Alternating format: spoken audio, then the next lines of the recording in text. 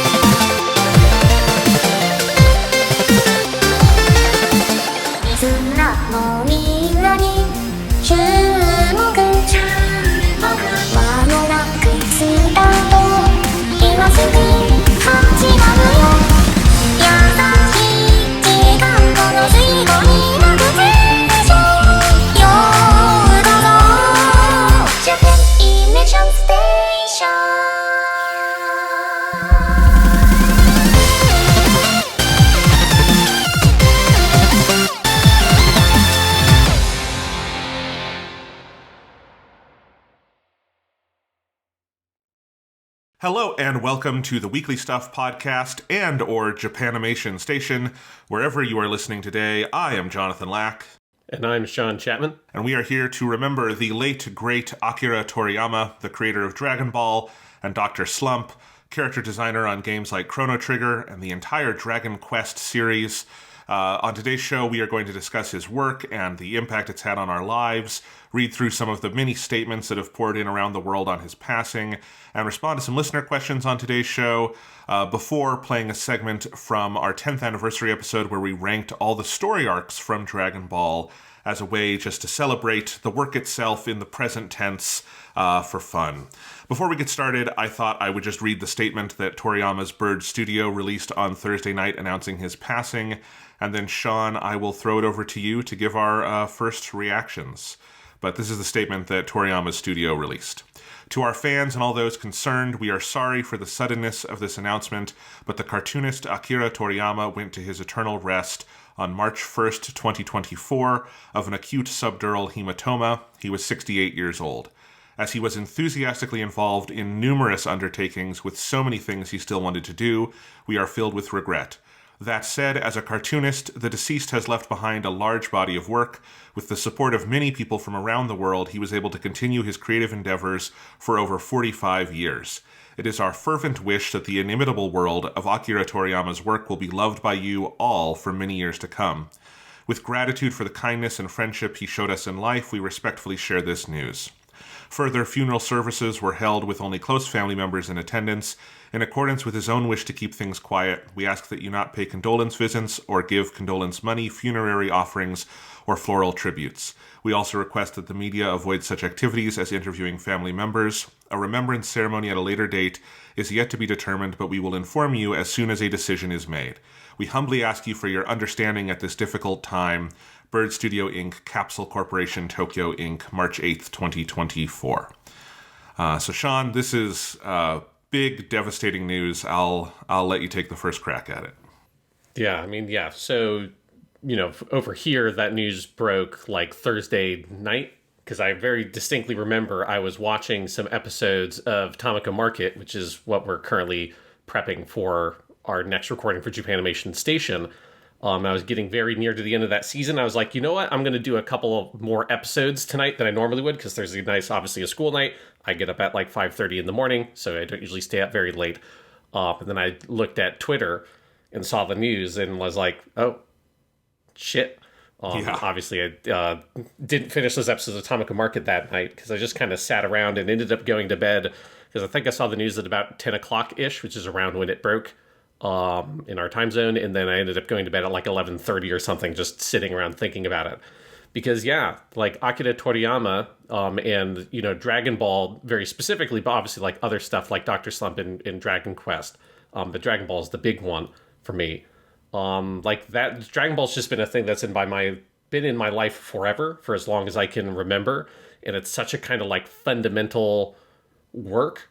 And it's also still such a present work. And I think that's one of the things that like made the news so shocking, was this feeling of like, that Dragon Ball and Toriyama and like his work wasn't finished. He hasn't been doing like creating a whole weekly manga series every week like Dragon Ball back in the old days, because, you don't need to put yourself through that anymore when you're at his level.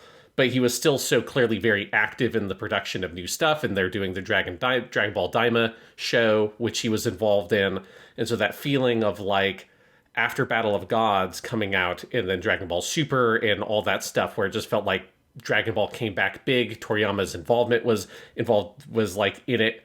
It's just Dragon Ball has felt very present and not like a thing that was old or done in any way.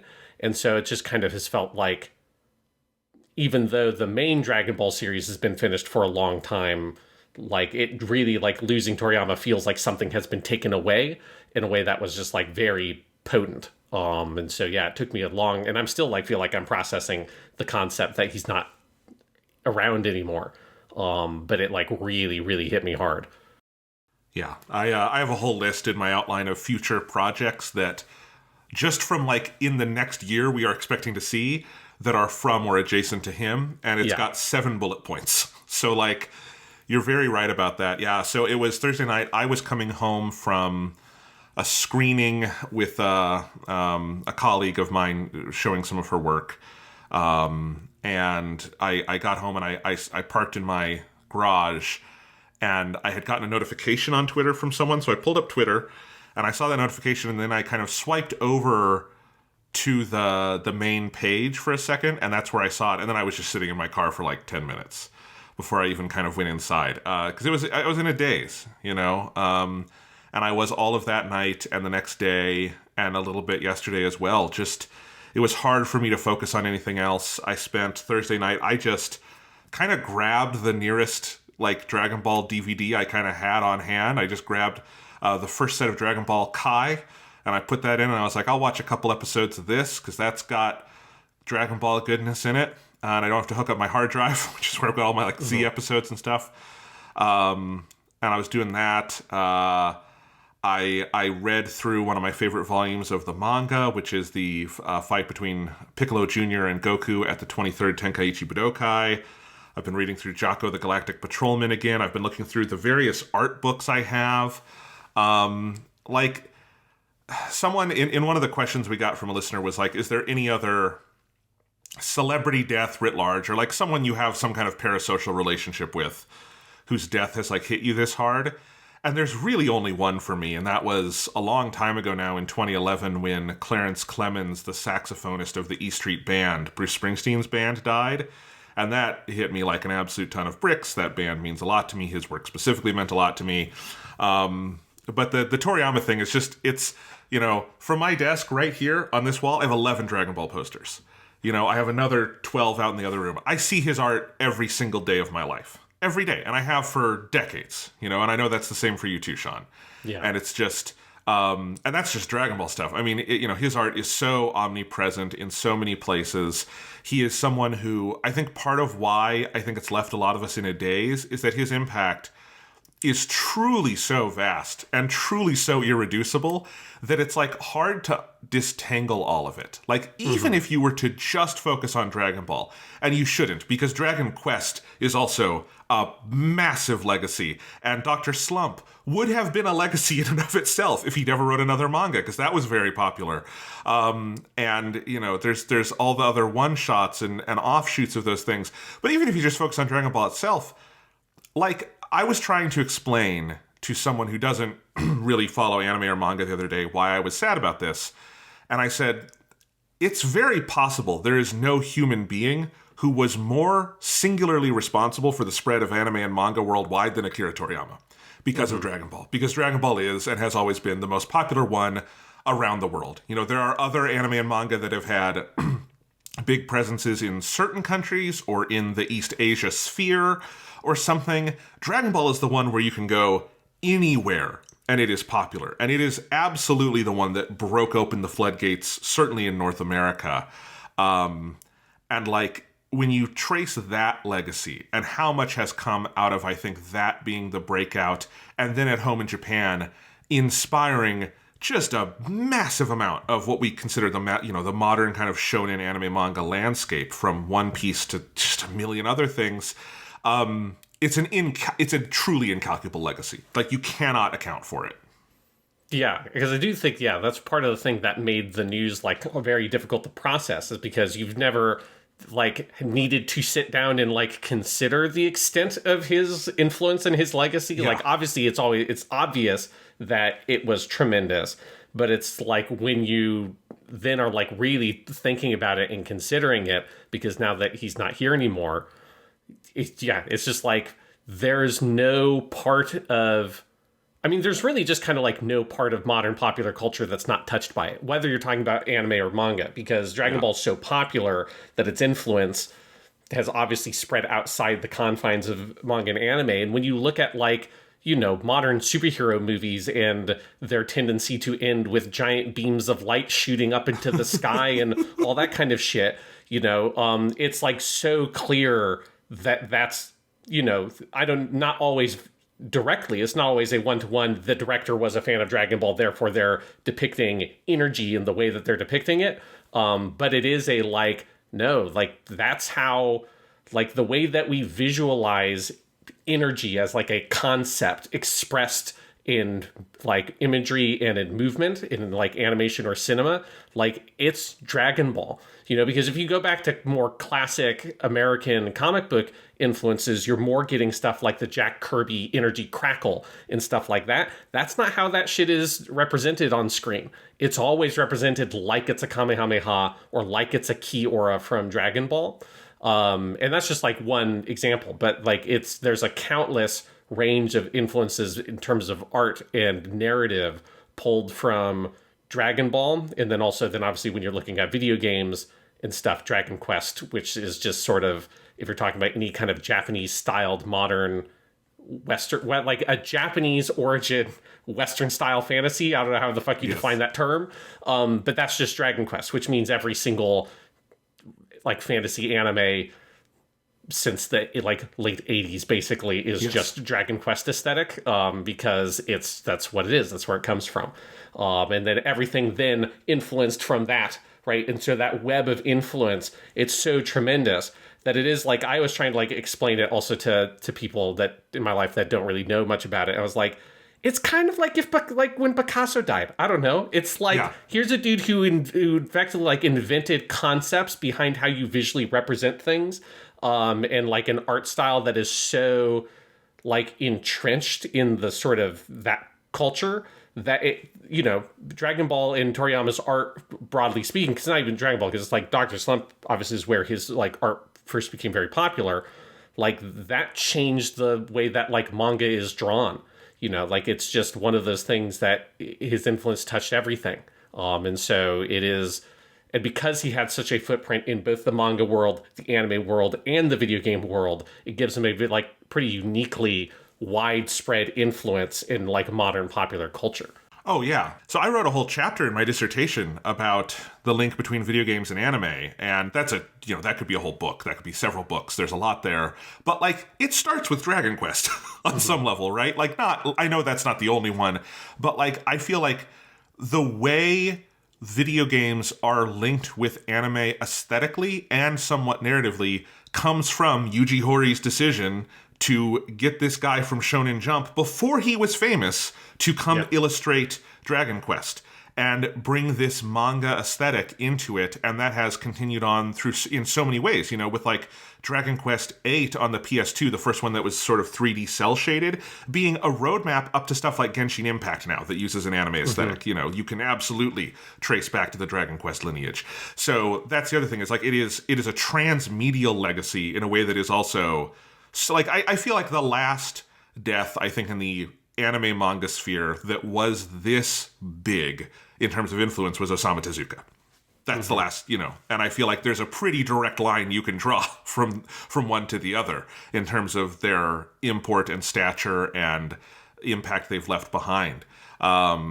It's just, it's insane. And as you say about his art, it's easy to take for granted because his art became so omnipresent, but there was no manga artist with a more distinctive style. There were others with maybe equally distinctive styles, but like, you can look at just the fucking head of hair on a character and know if it was Akira Toriyama. Like, the way he drew everything was so unique to him. And even as his style evolved quite a bit over the years. Volume 1 Dragon Ball looks quite a bit different from Volume 42 Dragon Ball, but it is still Akira Toriyama. And up to his last completed manga, Jaco the Galactic Patrolman, it's as, identifiable as ever. And just an absolutely boundless creativity. Dragon Ball has a literally just endless supply of great characters. And again, it's just one of the things he did. I have the book, this was luckily published in English, Dragon Quest Illustrations. It's an art book of all his Dragon Quest work up through 10. It didn't, this was before 11 came out. And just one thing I noticed is, I opened any page of this book and I have a smile on my face. Even Thursday night, I was very sad. I opened this book and just involuntarily was smiling looking at his monster designs. And it's just, you look through this and just decades of an inexhaustible supply of characters that are all identifiably Toriyama-esque, but none of them are the same. It's not like he's repeating or recycling designs. There's a bajillion monsters. This is always why Dragon Quest, to me, is at least one reason it's had a one-up on Final Fantasy. Is Final Fantasy has never had an aesthetic for its monsters. Final Fantasy VII famously has you fight a fucking house at one point. It's just kind of whatever they can throw at you. Dragon Quest has the greatest monsters in the history of video games, beginning with the slime, one of his most iconic designs, and just going on and on and on and on. And it's just that inexhaustibility that is amazing. Up to, this year, we're going to have Dragon Ball Daima with new designs he has.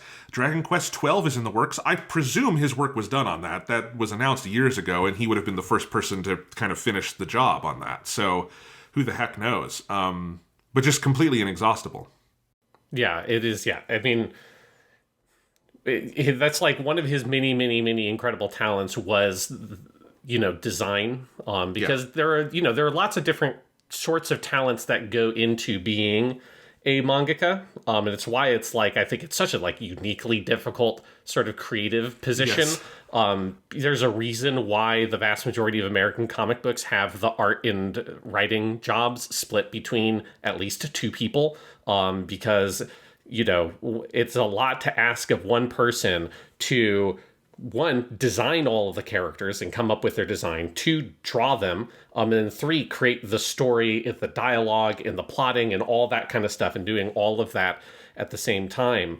And Toriyama was a master at all those different pieces, right? Because some artists, let's say Tite Kubo, who's the artist for Bleach, he is really, really good at character design, and he can make a million really cool looking characters, but he's not he's decent at manga paneling, but he's not the best at it.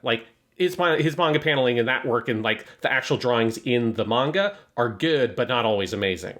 Or you might have, I can't think off the top of my head, but you'll obviously have other mangaka that might not have the most interesting character designs, but man, they are really fucking good at crafting the page and putting together the layouts and all that kind of stuff. And then you'll have other mangaka that maybe that side of it, say One, who's the guy who does One Punch Man, who is not a good artist, but is a great storyteller. And he can create the stories, and his art is kind of whatever, which is why it then gets remade later with a more... He's good at the basics of the paneling that then gets built out into the full artistry of the manga that goes in Shonen Jump that's really beautiful and... Yeah. But Toriyama does all of it, or he did all of it, right? He did all of it, and all of it was masterful. I mean, it's one of those things, we've parroted it multiple times on this podcast, but it really has to be emphasized. If you are a fan of Dragon Ball and you have not read the manga, you have to read the manga, because it's so good. It's the best version of Dragon Ball. I love all the things the anime brings with it, with the voice acting and the music and all that kind of stuff is amazing.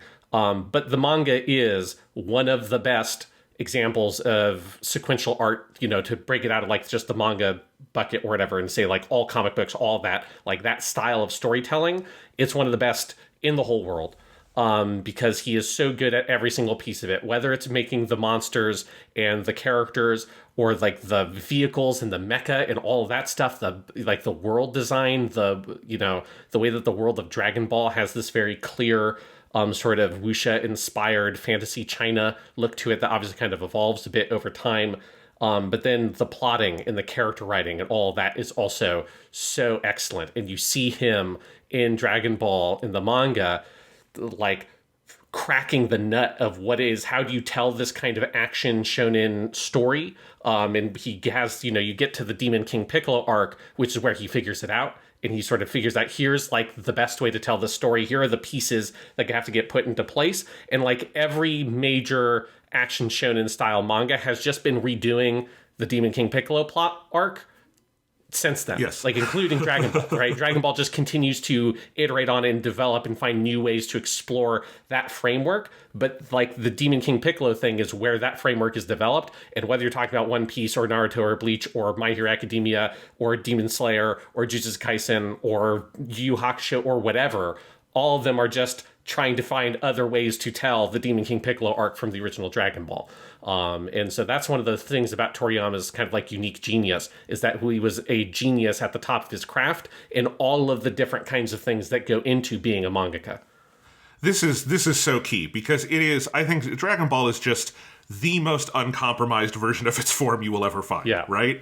Like it is, as he is like the literal goat at this thing, at the thing he did, which was shown in manga. There just isn't a better example of it in that totality, right? Like, and I have the same experiences. Like you mentioned some mangaka, like my comparison is Eiichiro Oda on One Piece, who I think is a phenomenal storyteller and world builder, and even better than Toriyama at certain things like I think character arcing and theme work and some stuff like that. But doesn't have the masterful paneling and things like that just carry you through. Where, like, I honestly think One Piece is, in many cases, better in its anime form. Dragon Ball, just, in many cases, I like what it did in the anime just as much, or I find it a wonderful alternative vision of it. But, like, the best scene in Dragon Ball Z anime is Gohan going Super Saiyan 2. That is as much as I think they ever fully, fleshed out a moment from the manga. It's also fucking perfect in the manga, right? Yeah. Like, you can't say one is better than the other. And it is just, I agree with you 100%. If people have not read the Dragon Ball manga, it is absolute magic. It has never been easier to find if you have the Shonen Jump app, or there's various fan translations or what have you. It is out there. It is wonderful. It is as good as it literally gets. And, I was reading through it again the other night, my favorite fight in the series, which is Piccolo Jr. versus Goku at the 23rd Tenkaichi Budokai, which is just, like, there are whole chapters in that have no dialogue, and it is just pure motion and kineticism and some sound effects, which also Toriyama was really good at layering in those katakana sound effects that look so good in manga. One thing I like slightly less about reading it in the official English is they replace those. And no, you should just leave those alone. They look great. They're part of the art. But anyway, the flow of it, Sean, like, I have never been able to read Toriyama manga slowly. I've never been able to, like, sit down and savor it, because it's not asking you to. It just carries you along. It barrels you through the motion from one panel to the next. When I did stop and try to slow down and think about what makes it so great when I was reading that Piccolo fight, one thing I realized is there's not that many panels or motion in here. He uses big panels. He often fills pages. The panels are very, he was famous for this. They are so clear. They are never, ever, ever cluttered. They are so legible. And it'll just be, within a chapter, a couple of blows, a couple of motions. But you get this sense that, like, you forget you're in a body sitting in a chair reading a manga, and you are just carried through it like a bullet. And I don't even know if I can fully break down what that quality is, but it is, I think, in some sense, singular to him in how much I feel it while reading. Yeah, I think there's, like, in terms of when I think about, his work as like a comic artist or whatever, a sequential artist, a lot of things jump out to me about his work that's so phenomenal. And some of it is, it harkens to, in an American context, a lot of the classic Silver Age comic artists like a Jack Kirby. Obviously, Kirby goes back to the Golden Age as well. I think specifically his work at Marvel with, like, Fantastic Four and Incredible Hulk. Then also you have Steve Ditko, obviously, who's like Spider-Man, the original Spider-Man comics. And there's the clarity of movement and of a continuity of action between panels that a lot of those artists were also particularly really good at. And there's a concept in, when you're talking about sequential art, you're talking about, like, kind of compression of time, of how compressed or decompressed is the artwork in terms of how much time is expressed in each individual image or each individual panel, right? And so if you have something that's hugely decompressed, I know we've talked about this on the podcast before, but you have something that's hugely decompressed, you might spend an entire page showing the very detailed movement of someone picking up a cup of coffee off of a table and have like a whole 3x3 grid showing every single process of that movement of someone picking up that cup of coffee and bringing it to their mouth or something. Or you can have like 2 panels, one that shows the coffee cup on the table, the next one shows the person drinking the coffee cup. And that would be, much more sort of compressed of a time flow. Or you could have something that's just like, we are like really compressing it and you just don't even show that action at all. Like it's just the dude drinking a cup of coffee in the next panel because whatever, we're not concerned with showing that process or that flow of action. And I think it's a really sort of like delicate balance that artists need to find in terms of where do you draw that line of like what actions are important, what actions do you decompress, what actions do you compress. And I tend to find like lots of artists are on one side or the other. Either their stuff is too decompressed and it's just so like slow and kind of pondering and you just spend too much time on the images, or it's too heavily compressed. And this is a problem I think a lot of manga sometimes has, where it becomes very difficult to follow because the image is too cluttered. It's trying to show too much at once in one image. And it just becomes like a little kind of gobbledygook because it's not decompressing the timeline enough for you to see all the pieces that go into the movement of the action. And Toriyama was just like, there's no point at which he didn't find that kind of Goldilocks zone. Every single time, every single page, it's so perfectly laid out. Every action is so clearly thought through, and the exact right number of panels are selected to express that action. And so there's a purity to the movement, and there's a purity to the sequencing of art. And there's really, I'm not like an absolute expert on this stuff. There are obviously lots of people who have read a lot more manga and comic books than me. But in my experience of the stuff I've read, I've only read one thing that is as good as what Toriyama's work on Dragon Ball is at that specific thing, and that's Katsuhiro Otomo's Akira.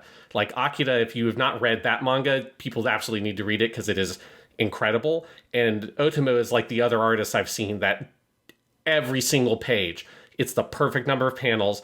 Every panel is the perfect size, and what is in those panels is the absolute perfect amount of information it needs with the perfect clarity that information demands. And it's just such a rare, unique skill.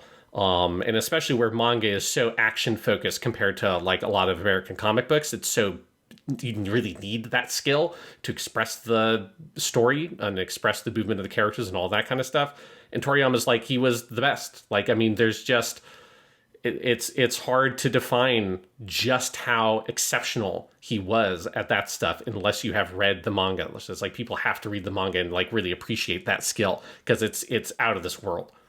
It is out of this world. It's, you flip through the pages of anything he wrote and you just get this sense that this guy spoke comics. Like it's a language that he, and to some degree he alone, was fully fluent at, and he is sharing with you. And, you flip through these and there's no standardization to it either. He is so varied in how he uses every page. And he has some things that, I think are common techniques. Like, again, he does not generally use small panels or overload a page with like more than 4 or 5 or 6.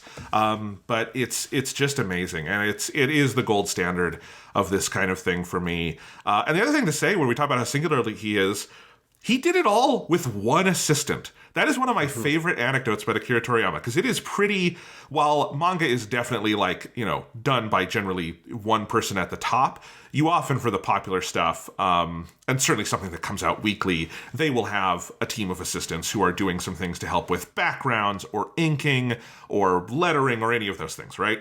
Yeah. Eiichiro Oda has a whole little studio. He does all the basics, he does the layouts, he does the characters, but other people fill in a lot of the extra work, which is understandable because he's been doing it for 30 years and has a chapter every week, right? Toriyama, through Dr. Slump and Dragon Ball, which were just a continuous run for like 15 years there or something, he had one assistant who would come over. I remember this anecdote because he explains it in one of the volumes, who would come over on Thursdays, and Toriyama would have ready for him the things he needed him to do, and they would do that and then go home. And it was just one day a week, and one other person would help with it. And like, for a series of this scale and like longevity and all of that is just crazy. And also speaks to, I think he also knew what his comics didn't need, right? Like, he would say this in a very self-deprecating way, that like he liked to set all his fights in like big canyons or things like that, so he didn't have to draw a lot of background detail. And he would say that in a very funny, self-deprecating way. But like, there's a really smart logic to that, which is that you focus on the motion, you focus on the characters, you focus on the things that actually matter, and you're not overloading the panels with unnecessary background information, which is often where I think you get the mangaka handing off to assistants and having them kind of overload it with extra effects. Like, I love the Yu-Gi-Oh! Manga by Kazuki Takahashi, and I think it's masterful in a lot of ways. One thing I don't love about it is I do think it is overloaded sometimes with detail in the frames. I think it has too much of the different kind of, I forget what you call these, but like the texturing effects you put on things to kind of add more texture to the drawings. And there's all sorts of like effects that you can do in manga like that. And Toriyama just used none of that. And it was just very basic. He drew it, finished it, you know, didn't overload it. It does feel like it's coming from one hand, basically, whenever you're looking at it. It'll have your kind of light, emptier backgrounds, and that often works really, really effectively. And it just, again, it's that, as you say, it's that balance. It's not too hot, it's not too cold. It is the Goldilocks just right. Yeah, and I think like it's such a good point about the backgrounds, that yes, they're always in some sort of weird field or in a rocky canyon or on like, just the empty random like, plains of Namek or wherever Yes. they're at. And yet, like, those locations are kind of iconic, Yes. because they tended to still have a very distinctive geography to them. Obviously, you also have the tournaments, which, hey, let's have just a big square with a bunch of other squares in them. And there you go. That's all you need. And just kind of like a little bit of an audience in the background in some of the shots. But like they're also, one thing I love is that they're always like very kind of like bright and open, and like there's so much kind of space there, because that's something that happens, I think, is a bad habit of a lot of these kinds of stories, is ending up putting a lot of these sequences in really tight, small, dark, cramped spaces, like they're in some underground cave or something like that. That also tends to give you this kind of like overloaded visual information where there's not enough contrast in the image. And so, no, like, let's go fly out to some big, weird, rocky canyon with a big pillar for Vegeta to stand on and a slightly smaller pillar for Goku to stand on. And this is where we're going to have a fight. And it's nice and open. There's a big, clear, empty horizon that you can draw. And it allows that some of that clarity. And you don't have to sort of stuff characters into a weird cave or wherever the fuck they're going to be. There's a utilitarianism to his art. Obviously, there's the famous anecdote of, one of the driving motivations behind Super Saiyan being what it is to not have to color in and ink in Goku's hair anymore, which is like perfect, genius. Yes, like let's have a thing that's cool and also fulfills a very clear purpose. And Toriyama like was a man who had no ego about that shit, and he would just like openly like admit it and put it, and he would put it and have his little like avatar with the gas mask or whatever tell you that at the end of one of the pages, like, yeah, this is why. It's like, I'm tired of drawing that damn tail anymore. Like, let's just get rid of it. And there's a beauty and a simplicity to that like an honestness and an earnestness to that a lot of creators could learn from. Because there's just fuck it. Like, yeah, I don't want to have me or my assistant color that hair in anymore during these like very elaborate fight scenes. So it's just going to be blonde now. Here we go. Yep. And in so doing, created one of the most iconic character designs of all time, right? It's just crazy. Even when he's trying to be lazier, he just can't help it. He makes history. Oh, I love it so much. I mean, okay, so Sean, backing up, what's we've told these stories on the podcast before, but just to have them in one place, what's your history with Dragon Ball? And Toriyama, like, where does it start? How does it extend? I know this could be several podcasts worth of stories for both of us, but just the basics. Yeah, I mean, the simple version of it is that, like, I don't know when I started, like, when I was first exposed to it, because it was so early that I don't know. I can't remember. Yeah. Like, as far as my experience is concerned, Dragon Ball is just, like, a thing that has always existed. It's obviously true in the sense of that it happened before I was born. Yeah. But also I encountered it at such a young age. And, when I grew up, like, my favorite thing on TV was Toonami. And so I just was obsessive about trying to watch every episode when it came on. Obviously we're talking Toonami, so I grew up with the English dub and watched that obsessively and played all the games that came out. So some of my favorite games as a little kid were things like Legendary Super Warriors on the Game Boy Color and the Legacy of Goku games. Well, Legacy of Goku 2 and 3, Legacy of Goku 1 is kind of a crock of shit. That's a game that was, like, bad, and when I was a kid, I knew it was bad. That's how bad that game was.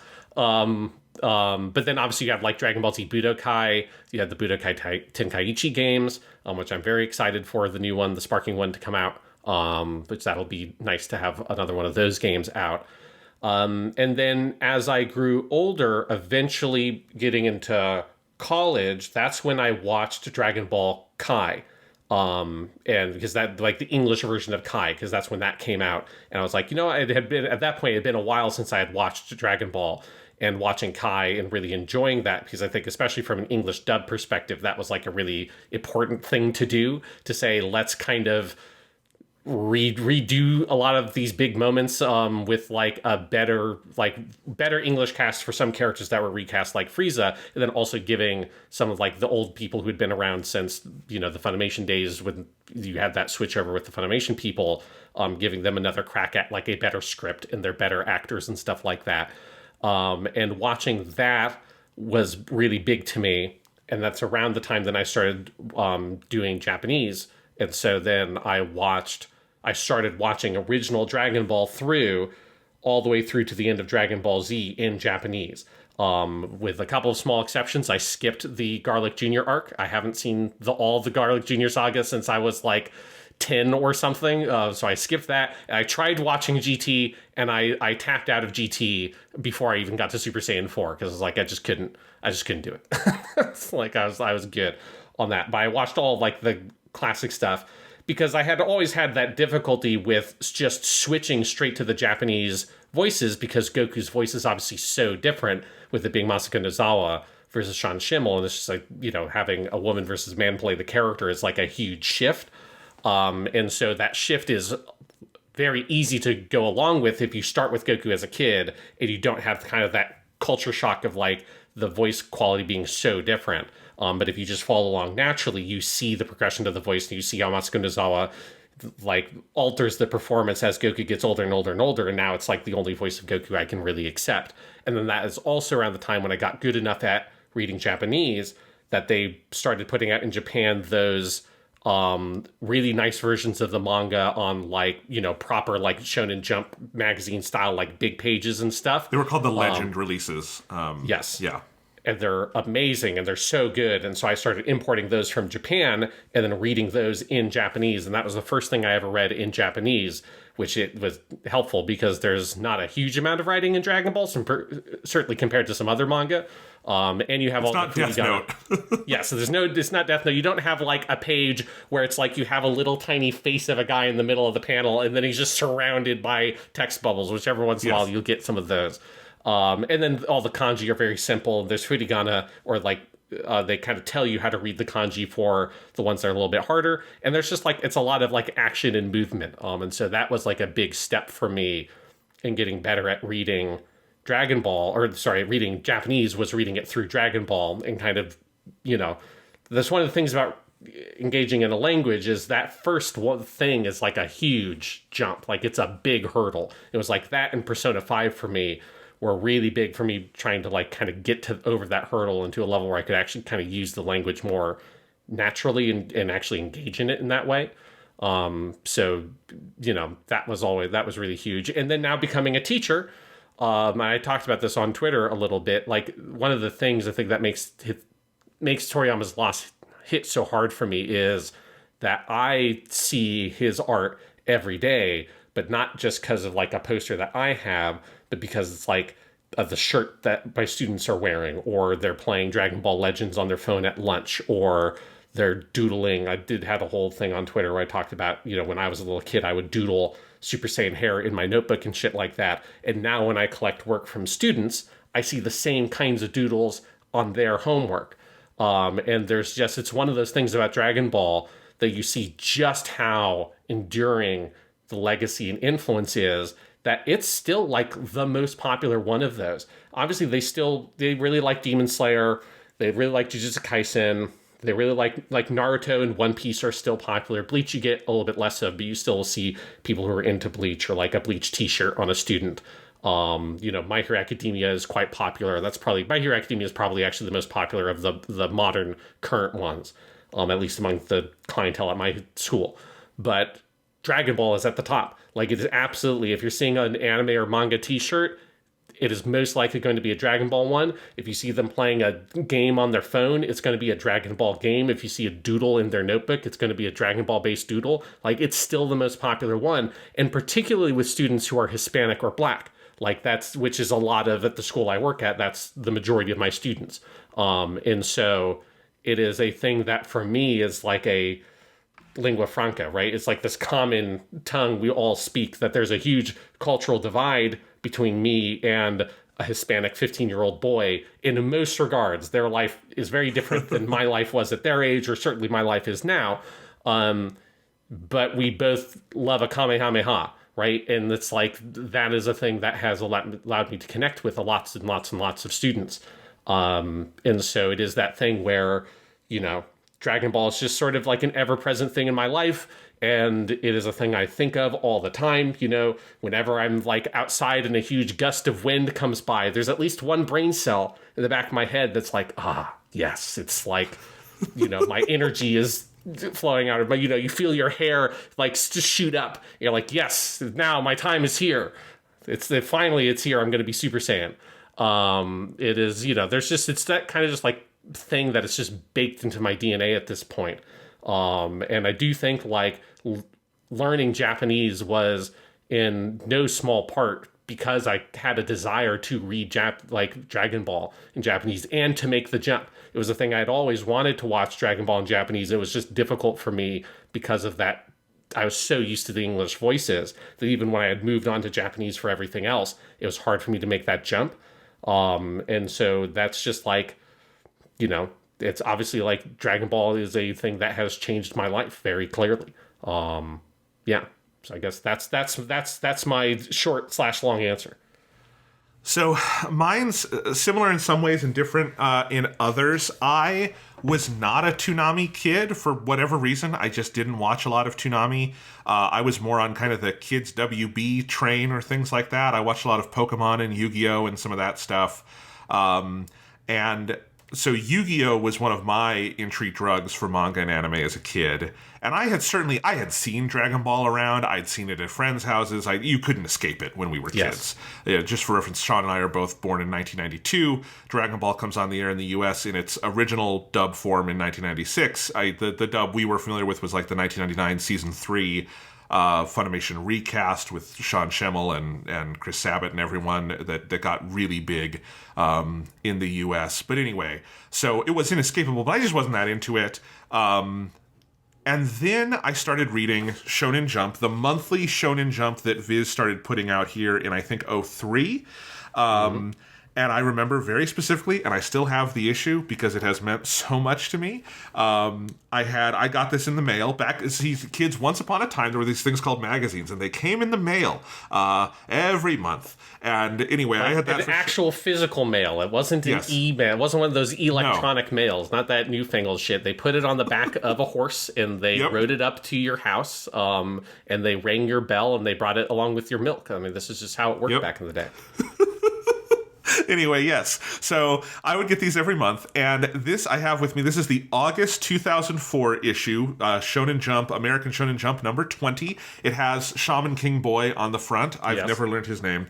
I do know his name because it says Yo right here. Yes, his name is Yo, and he has a weed leaf Yes. It's a whole. But no, I read Shonen Jump for Yu-Gi-Oh! At first, but this is also how I got into One Piece and several other things.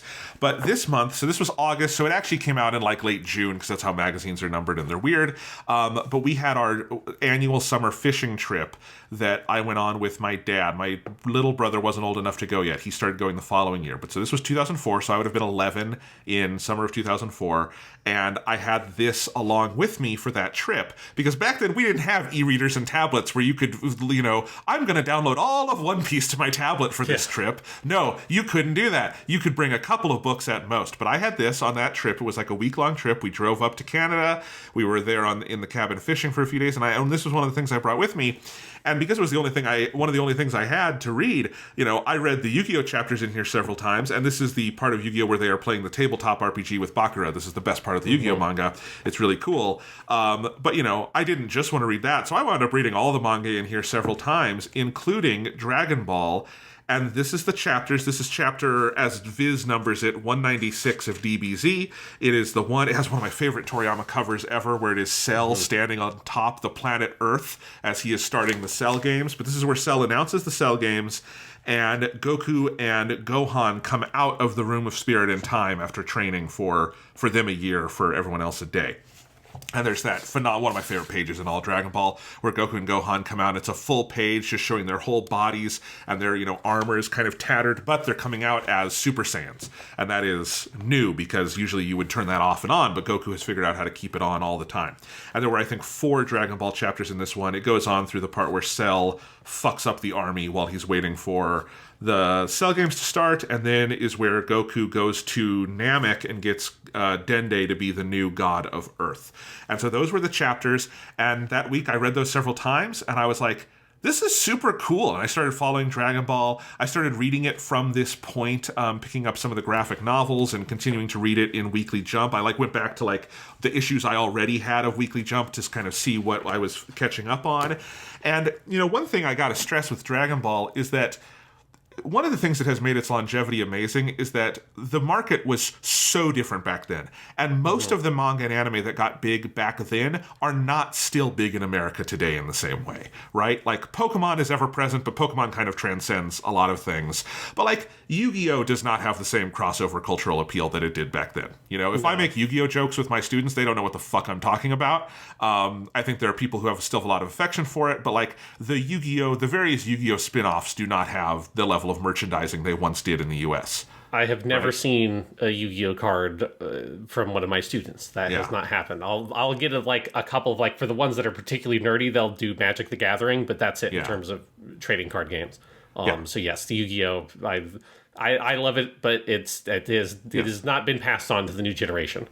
Right. And times change, right? Yes. But distribution of anime was so different. So part of it for me was, and this is something I loved about Dragon Ball back then, is I read and experienced the entire fucking thing out of order. And I think a lot of us did. I mean, we had to, because Z was the thing that was distributed, not original Dragon Ball, at least at first. Eventually, Funimation put out that anime. Eventually, they put out that manga. Viz did. But, Z was always the priority here in the United States. And so we were getting it all out of order, and I started with the Cell games. And Toriyama is such a good storyteller, you can do that. Just jump in and you'll have fun, kind of anywhere. You will get it. It's iconographic, it's big, it's solid. And part of the fun for me was piecing it together. And the Cell games was kind of my big entry point, and that was my number one ground zero with Dragon Ball, and I would kind of go before and after that, eventually to the beginning of Z with the Saiyan arc. Later on, the Boo stuff was published in the sequential graphic novels, and that's how I read it the first time. I was very much manga first with Dragon Ball in all of this, and then I remember I didn't have the money to get all the books, so my library had a bunch of the original Dragon Ball manga, those 16 volumes, and I would rent those out and see that. But I would collect it all kind of out of order. I would see bits and pieces of the anime here and there, and part of that kind of, this is, I think, very alien to people today. No one sits down and starts One Piece with Punk Hazard and figures out before and after. It's a sequential thing for people now. But, that was part of the fun of big series like Dragon Ball back in the day, and you would talk with your friends at recess, so who is this Frieza guy anyway? And they would be like, well, let me tell you, he's the, king of the universe and all this stuff, right? Yeah. Yeah, I mean, it's especially because with Dragon Ball, it's so weird because it was all done in Japan by the time it became big over here. And so it's you would have things I had a friend, Kenji, who was from Japan, or like, well, his family was, right? He was born over here. But like, he had family that still lived in Japan. And so every once in a while he would have like, oh, here's this like weird bootleg ass PS1 Dragon Ball game. I guess it wouldn't have been bootleg, but from the perspective of a kid over here, it's like, where the fuck did this like weird Japanese Dragon Ball PS1 game come from? You had particularly weird shit, like they did put out officially like the Dragon Ball GT Final Bout. That's PS1 fighting game over here. Even before GT was released, like way before we got the GT anime. Yeah, and it's a different voice cast, and all this is so fucking weird. But you had a lot of stuff like that, or you just see like images online when you got on the computer at school, because at that point my house didn't have good internet yet. Of like, oh my god, what's this Super Saiyan 4? What the hell? Yes. Like the first time I experienced like the majority of the Majin Buu arc was in the Legendary Super Warriors Game Boy Color game, because it hadn't it hadn't come out yet over here. At least not all of it was at that point. And so there's like, I remember that's where I found out how Kid Buu lost when the Spirit Bomb and all that was playing that game.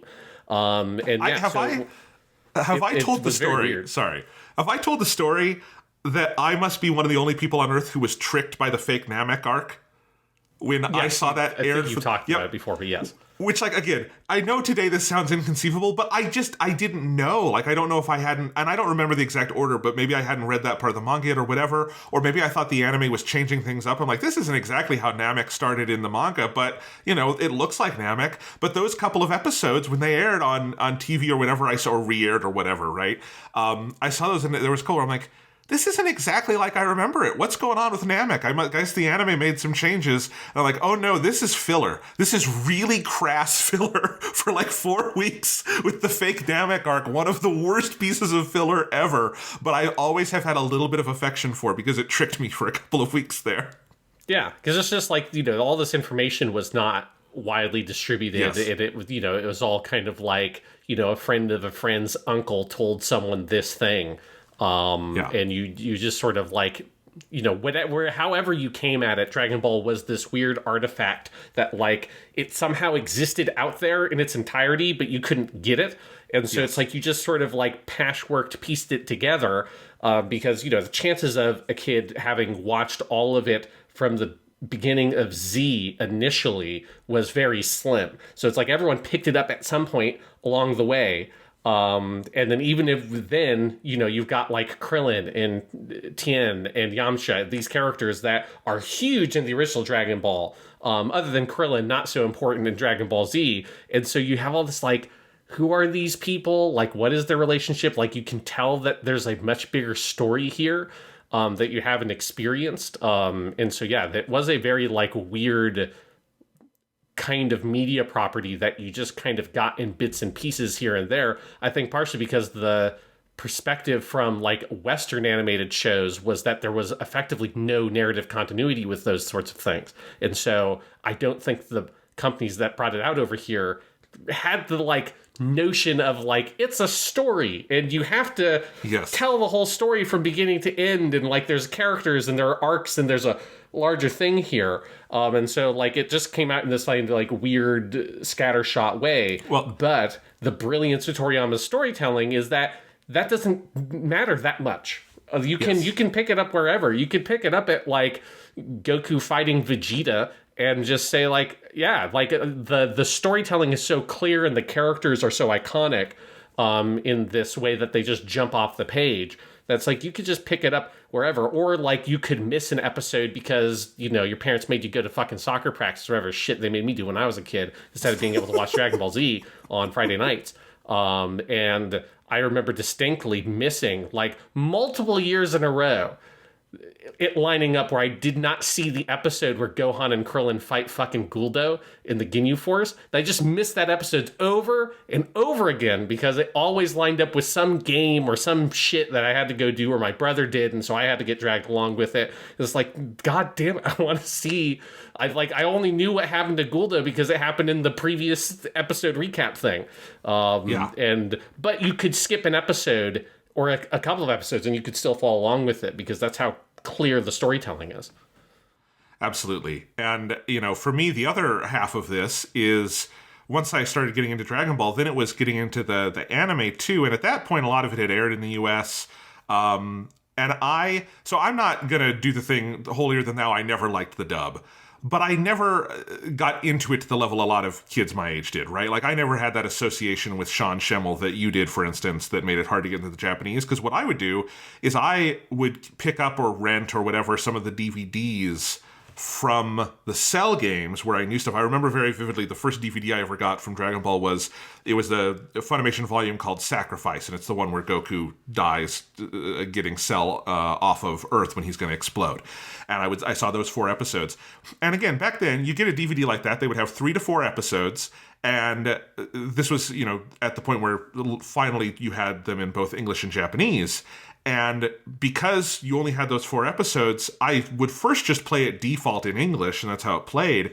But then it was like, well, I want to watch these episodes again, and I see it has this Japanese option. It's on the packaging. They're bragging about it. I should see what that's like. And I remember just really falling in love with the Japanese cast. And whenever I would get a DVD or a movie or any of that stuff, I would watch it both ways. I would watch it in English, and then I would watch it in Japanese subtitled. And I absolutely credit that with getting me interested in like foreign cinema, basically, and getting me interested in watching stuff with subtitles and listening to other languages, and Japanese in particular. Like, I learned all the honorifics from Dragon Ball because Steve Simmons, who did the subtitles at Funimation, did a great job. He was basically a fan subber before he did it officially, and he just left all the honorifics intact. He would always do that. He wouldn't like replace it with Mr. or Lord or anything like that. He would keep San and Sama and Chan and all of those, and I would just learn those by osmosis, and that was one of the things that got me fascinated in Japanese as a language. And so I always loved that. And, I would watch the English dub if I had to, because you couldn't be too picky back then. Like when they started airing, when Funimation went back and did English seasons 1 and 2 again, which is the Saiyan arc and the first half of Namek, redubbing it with the new Funimation cast. They started that in 2005. Those all aired on Adult Swim, so they could be uncut at night. And they aired at like 2 in the morning, but we had one of those VHS recorders where we sound so old. You could put in the tape and you would time it and say, hey, tape player, turn on and record the TV at 12:30 a.m. And then the next morning when I was getting ready for school, I would watch the episode from the night before, and that's how I watched the Saiyan arc and a bunch of the Frieza stuff. So I absorbed a lot of the dub back in those days, but then I was very excited when they started putting those out on DVD. I could watch them in Japanese because I just kind of loved going back and forth and hearing the differences and all of that. And I just, it's I said this on Twitter the other night, trying to put into words the Toriyama of it all. I just wouldn't be the same person without this stuff. It got me into anime. It got me into the Japanese language. It was absolutely the drug that then opened up, my fascination with Studio Ghibli and other anime and all the academic work I do. Like, you can just trace a very direct line, and I have no idea who I would be without the love of manga and of anime in Japanese and the curiosity that Dragon Ball sparked over and over. And I know that there are literally millions of people who can say that. Yes, around the entire planet too, because it's like it's so, and like a lot of them, a lot of places like in Europe and in Central and South America got it earlier than us, and so like there's an even older generation of fans that can associate it with that if you were in those places as well. This is very cool. But yeah, it is. I have to echo that of like, I do not know, what my life would be like without encountering Dragon Ball, because, I liked a lot of the other Toonami shows. I particularly really liked stuff like Yu Yu Hakusho and Rurouni Kenshin and some of the other stuff that was on there. But Dragon Ball was always at a different level. There's like Dragon Ball was up there at the top, and then everything else was a couple of like, pillars lower. Even if they're very, very good, Dragon Ball was the fucking thing, because everybody liked Dragon Ball. Who liked any of that stuff. Like, some, people maybe was like, Yu Yu Hakusho is not my favorite thing. Maybe this person's a little bit more into Yu-Gi-Oh! Or whatever. They like picking your different kind of anime that became popular over there. But if you were into any anime, you were into Dragon Ball. And it's like, it was, this sort of, it truly was a common denominator. And so there is this sense of community around Dragon Ball as a property that I think is really powerful and just like transcends, everything. And it is just like, whether you're Japanese or you're American or you're Mexican or Brazilian or French or whatever, it is this thing that kind of like unites people. And I remember distinctly when, we're thinking about Dragon Ball and our legacy with it, when it kind of came back with Battle of Gods, and then like that sort of like the resurgence that happened, that sense of like, that community being like reignited, and seeing, it's now a thing that we can kind of take for granted to a certain extent, this notion of getting like the Kimetsu no Yaiba last episode of the last season, yes, and the first episode of the new season being in the movie theaters and that making money. Well, it's like Battle of Gods coming out over here, like that was, as far as my memory goes, like the beginning of that trend of where it's like, oh, it's back, like we have something in the theaters, there's a recognition. It was small scale for that one, but it was like, oh, this is like a thing. And then Resurrection of F was bigger, and then Dragon Ball Super Broly was fucking huge. It was just this sense of momentum there. Well, and it was kind of concomitant with the rise of like the simulcasting and streaming and the Crunchyroll of it all, right? But like Dragon Ball absolutely was at the front of that spear, and it's a fascinating history, because I remember this so vividly. Battle of Gods, it took us forever to get it. It was a year later when America, because Toei for so long didn't know what to do with Dragon Ball, even as everything else. Like they were simulcasting One Piece, they were on it with other stuff, but with Dragon Ball, like I think people forget, Super didn't simulcast until the Future Trunks arc. It took a full half of that show before they even figured out the licensing for it, because it's Dragon Ball and it's weird and it's different, right? But Battle of Gods had a one-night Fathom event screening in America when it came out here. So it was a one-night thing, and I think, people have to remember, when Dragon Ball was first big, there actually were theatrical screenings of anime. Pokemon, the first movie, made a shit ton of money, right? And there were other things like that. Yu-Gi-Oh! Got a movie. Dragon Ball did have, I remember this, I was in... we were in LA. We were not in LA. We were south of LA, but we were in California with my family on a trip when they did a screening. I think this was 2006 of movies 6 and 12. They did Return of Cooler and Fusion Reborn as a linked package in theaters. And I got my mom and dad to drive me and my brother to some random theater in LA so we could go see that on our trip, because that was the one night they did it. So it had happened before, but like there had been this lull, I think, from when kind of the collapse of kind of the Toonami era through to the start of the Crunchyroll era, where anime was much more niche in the US, right? And it was a thing that survived kind of in fan subs and in some official releases, but it wasn't big the way it was in the late 90s, early 2000s, or the way it is now. And then Battle of Gods comes out in this era where it's starting to get big again, but like it hadn't kind of broached the theatrical mainstream wall yet. And I remember how much they underestimated that Fathom event screening of Battle of Gods, because I went to it. It was an English dub screening. It wasn't even that good quality. It was like, I think, streamed over satellite. It looked like shit. But people were so excited. It was not just a sold out screening that I was in, and this was at a normal big multiplex movie theater. It was so sold out that they oversold it, and there were people streaming in, just sitting in the aisles, on the staircases, standing in between rows to watch the movie. I've never seen that. I've never seen that with another screening ever. The demand was so high. And then Resurrection F had, I think, 2 weeks of screenings, again in English, but at limited releases. And it was big. And then Dragon Ball Super Broly is the one that kind of ripped open the lid and said, we're just doing a normal wide theatrical release. And then since then, you have had stuff like Mugen Train and Jujutsu Kaisen Zero and the My Hero Academia movies and some other stuff. The One Piece Film Red, where Crunchyroll Films through Sony has just done normal wide releases. And then finally with Dragon Ball Super Superhero, we had that where they also showed it in Japanese in theaters. And I think so you can kind of trace the reawakening of anime as a mainstream thing in the US, bigger than ever before, through Dragon Ball's reawakening as well. Yeah, it's just like, it's that thing where it just has been kind of like the beating heart of anime worldwide in many ways. And it's like it has heralded so much with like the shifts of the market. It's amazing. Do you want to talk a little bit about his other numerous contributions and any of those that you have love for? I mean, we could go on all day, but like Dragon Quest is, I think, the other biggest pillar of his legacy worldwide. And obviously Dragon Quest is not his sole invention. He is the character designer. Yuji Horii did the game design. You have the music Koichi by Sugiyama. Koichi Sugiyama, which it is brutally sad to me now that there's only one of those three left. It's Yuji Horii. The other two are gone. It sucks. But Dragon Quest is the progenitor of the JRPG. Mm-hmm. You and I got into it obviously much later than Dragon Ball. I think a lot of people did because Dragon Quest didn't quite have the same hold over here. But you and I played 11 and loved it. I know I've played 1 through 4 of the original run. I think you've played those too. I've played 1 through 3. I have not gotten on to 4 yet. Not gotten 4.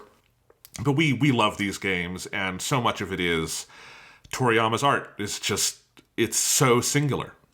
Yeah, I mean, it's playing Dragon Quest 1 was a real, scales fall from my eyes kind of moment for me of, it sort of made me realize, oh, this is what JRPGs are. And, it put into perspective, why I've never really connected with the Final Fantasy series as a whole. There are individual Final Fantasies that I like, but the franchise as a whole has always been kind of, elusive to me.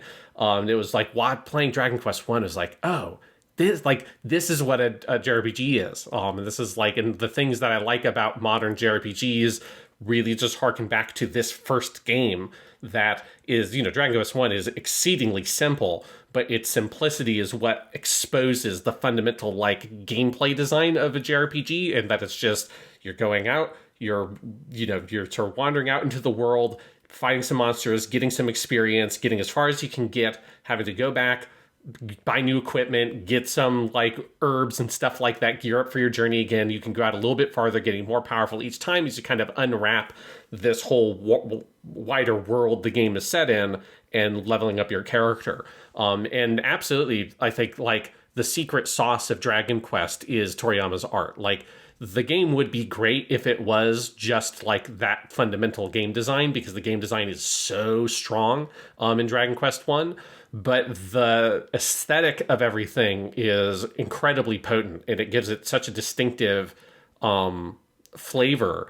And it's also it's the art in the game, which is phenomenal, but it's also we'd have to kind of replicate this experience as best as you can using looking up instruction booklets and stuff online.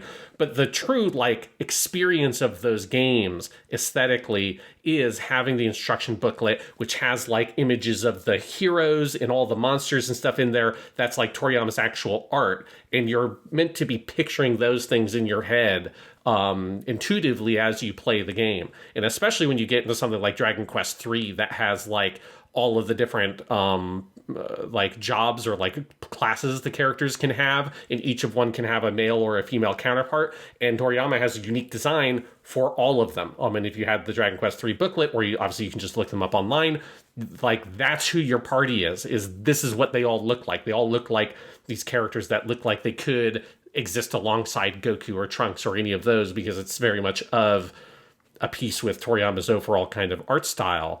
And it is that thing about Dragon Quest. I think it is a key component to makes it so good, and especially in Japan made it impossibly popular, is that art is incredible. And then what it did obviously to influence the style of stuff that came after it that was then influenced, and the way that people draw things, especially swords and stuff like that, it's so pulled from Dragon Quest, the specifics of how that kind of Western fantasy idea filtered through a Japanese lens. Toriyama just kind of cracked that idea. So even if, the specific art style of whatever kind of more modern series you're looking at is not necessarily a Toriyama art style, there are kernels of design elements that you can so clearly trace back to the classic Dragon Quest art. And yeah, so it is, it's not a thing that either of us grew up with in that same way. It's not sort of essential to our childhoods like Dragon Ball is, but it is from an academic point of view, when you're just looking at the world of video games, it's that thing of you didn't realize that you were missing a piece of the puzzle of the makeup of the world and art and history and culture of video games until you play Dragon Quest 1 and you see that art, you see it in that context and all that. You're oh, this is the how this thing came to be.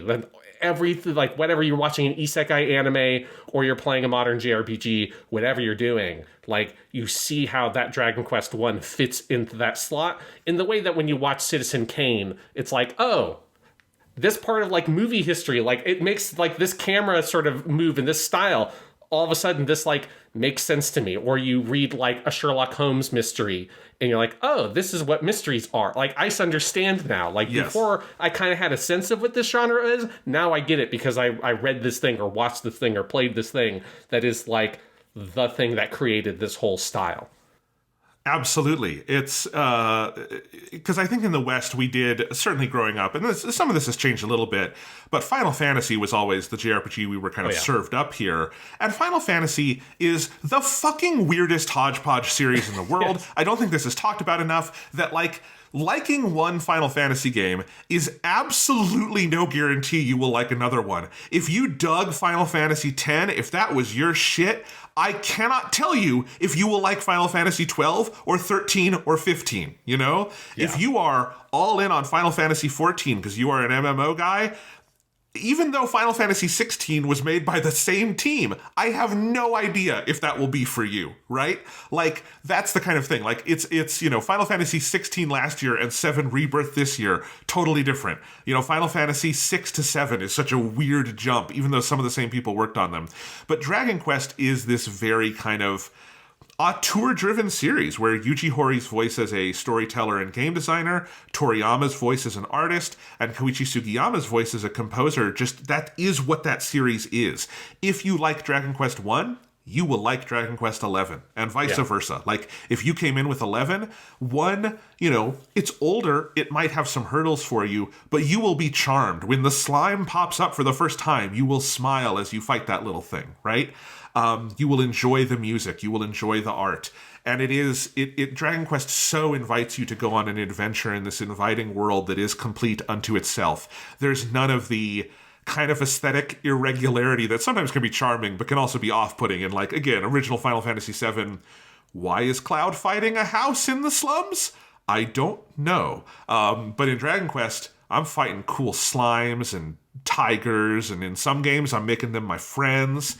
I mean, fuck, if you like Minecraft, but you think Minecraft's a little bland, have I got a game for you? Dragon Quest Builders is out there, and Dragon Quest Builders is the best thing ever, and you know why? It's because you're building Akira Toriyama worlds. It's an Akira Toriyama building simulator, and it fucking slaps.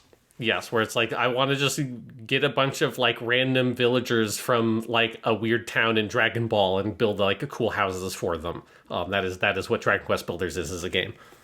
Ah, so wonderful. Yeah. And then, you know, I know you and neither of us has ever gotten as into Dr. Slump. Everything I've seen from it has always put a smile on my face. It's never had the best English translation, and the anime has never come out over here, so it's always been harder to access.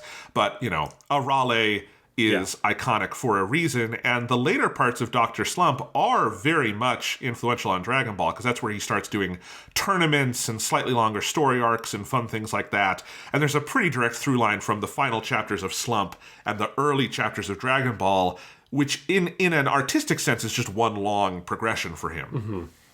Yeah. Yes, yeah. Like this definitely has like jumped up very high on my list of manga I want to read now over the summer when I have a bit more time for this kind of stuff, is to actually do Dr. Slump proper. Because it's like a thing that I've gotten lots of bits and pieces of. Obviously, you've got the crossover stuff in early Dragon Ball and the General Blue arc where Goku meets Arale, and then you have like the Super anime did the Arale episode, which is very fun, where she just is impossibly powerful because she's a gag manga character.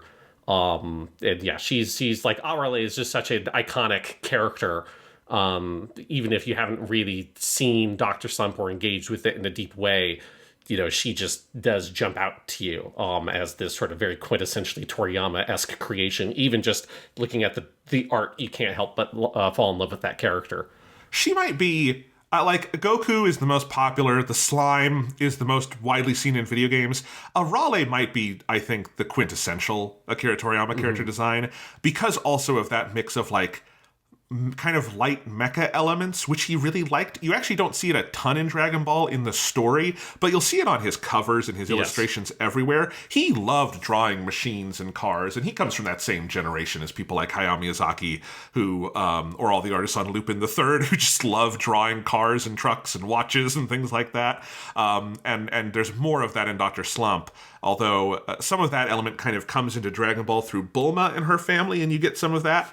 But Arale is absolutely just, I remember, I think it's it did eventually come to the US. I imported it from Japan when it first came out, but it's like the Jump Superstars fighting game from like 2013 that was on PS3. And that one you could fight as Arale, and that just tickled me to no end, running around fighting people as Arale. Like fighting Luffy as Arale was just delightful.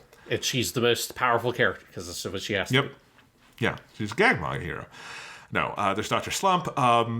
He did a million, one-offs and various things, most of which have been translated at this point. I don't think we've ever gotten Neko Majin, which was his early 2000 series. Viz did put out last year a big hardcover called Akira Toriyama's Manga Theater, which in Japan was 3 volumes. They combined it all. It's all the same content, but it's in one giant hardcover here, and it's all of his various one-shots from before Dragon Ball. And then there is also Sandland. Talk about that more in a minute.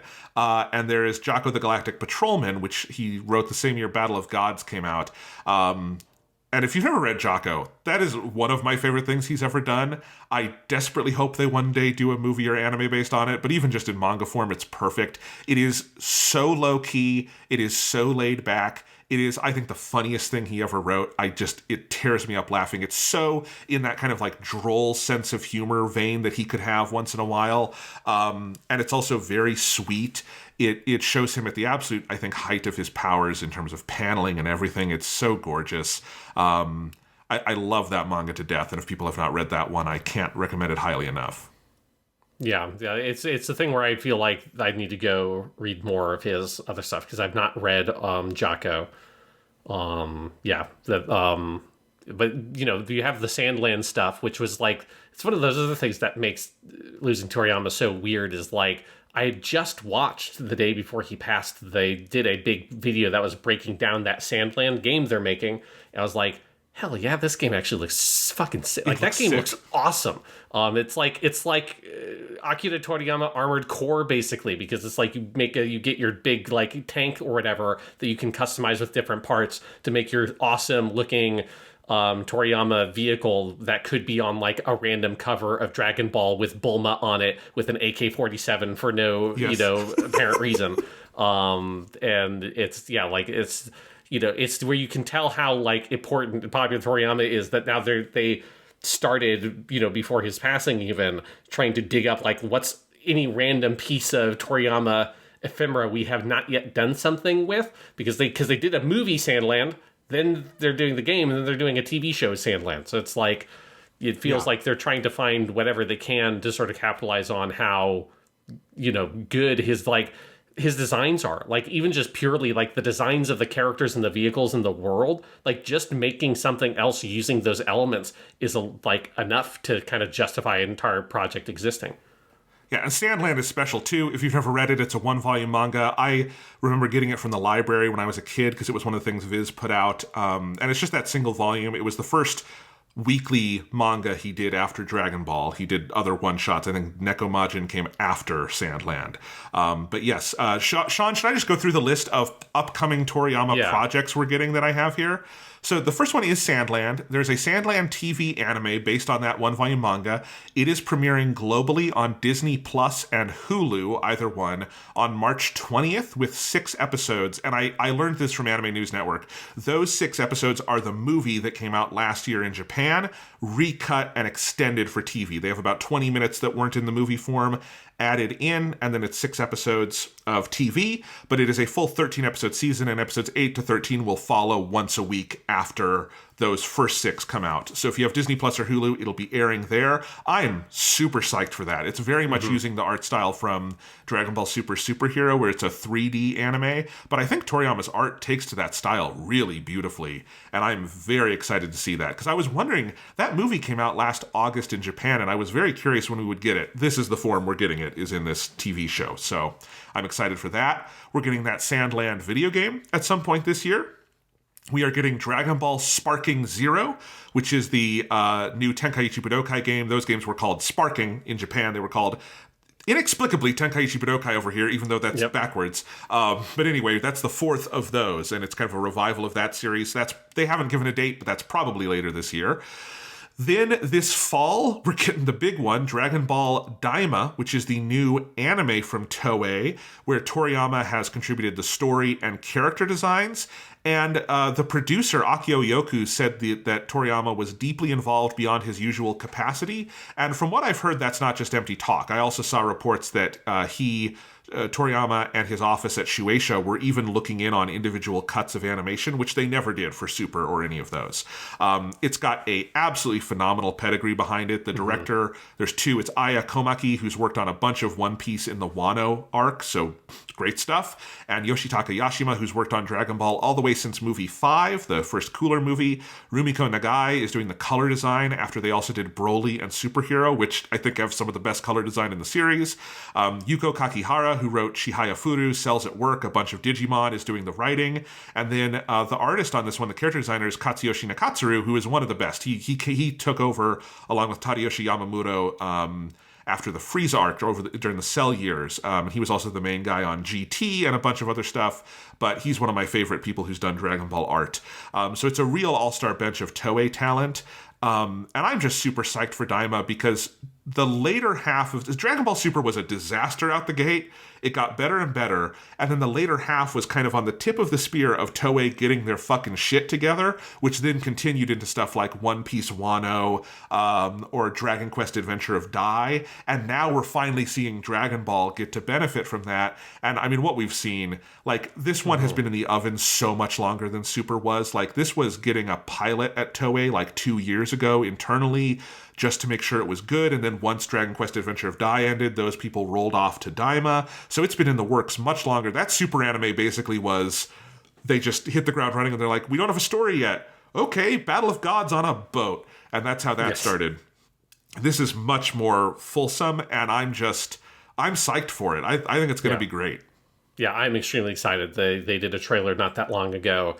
It looks awesome. Like, I like the idea of, let's do bringing back Kid Goku, but good. I think is a nice idea, you know, as someone who just so desperately wants to like the first section of Dragon Ball GT before all the Super Saiyan 4 stuff happens, where they're like trying to recapture the classic Dragon Ball vibe, and they just can't do it. And it's heartbreaking every time you go back, especially because you've got Dan Dan Kokoro Hikaru Teku. Yep. That song is so good, and the animation is so good with it. You're like, this is the perfect opening for the show they want to make. It's just the show is not good, and it's actually awful. It's one of the reasons I'm glad Katsuyoshi Nakatsuru is working on this one, because GT was his baby artistically, and GT looks great. Like, that's the other thing that hurts about GT, is it has great designs. Super Saiyan 4, love it or hate it, is a great big swing. You know, all of these cool things, and it just, narratively, that team was burned out. And I understand why. They had been doing it for a long time, and they suddenly were doing it without Toriyama. But anyway, yeah, GT is always a show where I'm like, I love the swing, I don't love the follow through, but Daima feels like in some ways going to be another swing at something like that. But oh man, it looks gorgeous. It's doing the same thing that Superhero did, where it's going back to some of the colors that Toriyama used in the manga that were not carried into the anime. Like the gi is yellow instead of orange or red. It was always orange and red in the anime. He always drew it as yellow in the comics. And there's just stuff like that that's just cool to see that I'm excited for. And you say Kid Goku, we're also getting Kid Vegeta. And I'm excited for that. Does Ryo Horikawa still do Kid Vegeta? I hope so, because that's going to be funny. It's got to be, right? I mean, I'm blanking on his name, but the guy who does Trunks, he's had to play Kid Trunks forever. So, you know. Takeshi Kusao. But like, that was I don't know. I'm so excited to see how they do that. Obviously, Masuko Nozawa is doing everything always, and she will never die. God, don't take her. Don't, you son of a bitch. All right, so we got Dragon Ball Daima. Dragon Quest XII, The Flames of Fate. That was announced back in 2021. I have to assume Toriyama did a bunch of work for it. We have not gotten confirmation of that. But, like, character design work would be the first thing that's finished in a game like that. So I assume his contributions, like, maybe he will not have drawn the cover art for that game or something. But, I hope there's a lot of Toriyama in it. There has to be. I can't imagine with how long it's been in development that he did not already do the bulk of at least the design work. As you say, there might be like pieces of art that normally he would have made for the game that will not happen.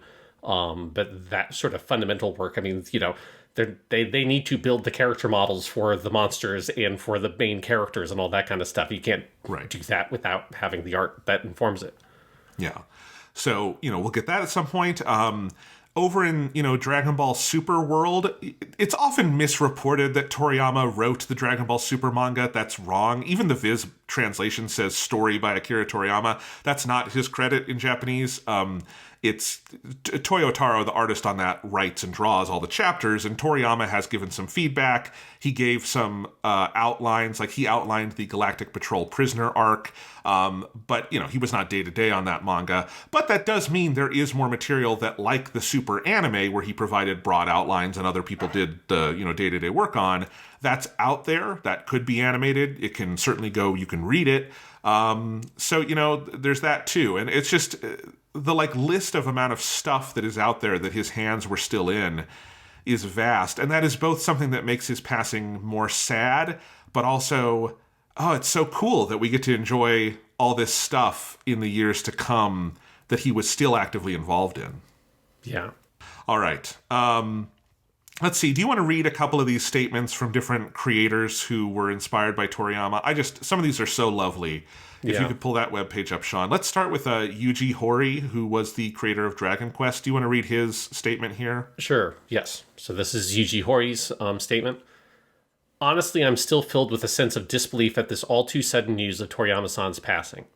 Toriyama-san was an acquaintance of mine from when I was a writer for Shonen Jump, and at the behest of his editor, Torishima-san, I decided to ask him to do the art for Dragon Quest when I started working on that game.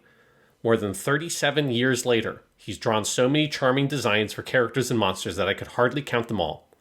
The history of Dragon Quest is of a piece with Toriyama-san's character designs.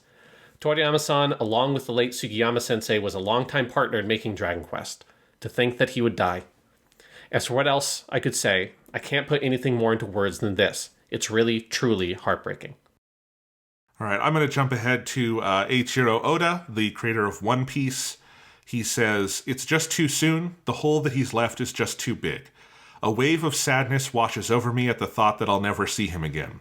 I idolized him from childhood, and I still remember the day he first called me by my name. I fondly recall positively jumping for joy with Kishimoto-san on the way home the first day he used the word friends to describe us. I also remember the last conversation we ever had. He was one of those who passed the baton in an era where it was thought you'd rot your brain if you read comics, and created an era where children and adults alike could enjoy reading them. So this is what you can do with comics. So you can get into that world. That's the dream he gave us. It was like watching a hero bravely charging ahead. I think the excitement and the emotion at the time of Dragon Ball's original serialization must have really taken root in not just cartoonists, but also creators active in all sorts of industries when they were young boys. His presence was like a great sheltering tree. For the cartoonists of our generation who got to stand on the same stage, the closer we got to the Toriyama oeuvre, the more we became aware of just how large that presence was, to a frightening degree. But even so, it was simply a pleasure to get to meet the carefree man himself. After all, our love for Toriyama-sensei is in our very blood. With respect and gratitude for the world filled with creativity that Toriyama-sensei left us, I express my sincere condolences. Rest in peace. May heaven be the kind of joyful world you envisioned, Sensei." That last sentence wrecked me on Thursday night. And one thing we just haven't said is the best vision of the afterlife in the history of fiction is Akira Toriyama's. Yeah. Fucking, it's great. It's on one level, it's a scary bureaucracy, but on the other, it's pretty cool. I mean, you get to go meet Enma Daio, you get to hang out with Kaio-sama. It's pretty good. Yeah, you just get to be up in the fluffy clouds and have your soul cleansed and be resurrected, Yeah. or you have to go to hell and hang out with like the red and blue Oni, and go on like big chases and stuff if you exist in the anime version. So I thought, Sean, you could read Masashi Kishimoto's. He's the author of Naruto, which I know you love. Yeah, this is one I saw this on Twitter and Reddit when he originally posted this, and this one really fucked me up when I originally read it. So this is Kishimoto, the creator of Naruto. It was so sudden that, to be honest, I have no idea what to write or how. For now, I'd like to take the liberty of talking about my feelings and what I had wanted to tell Toriyama sensei someday.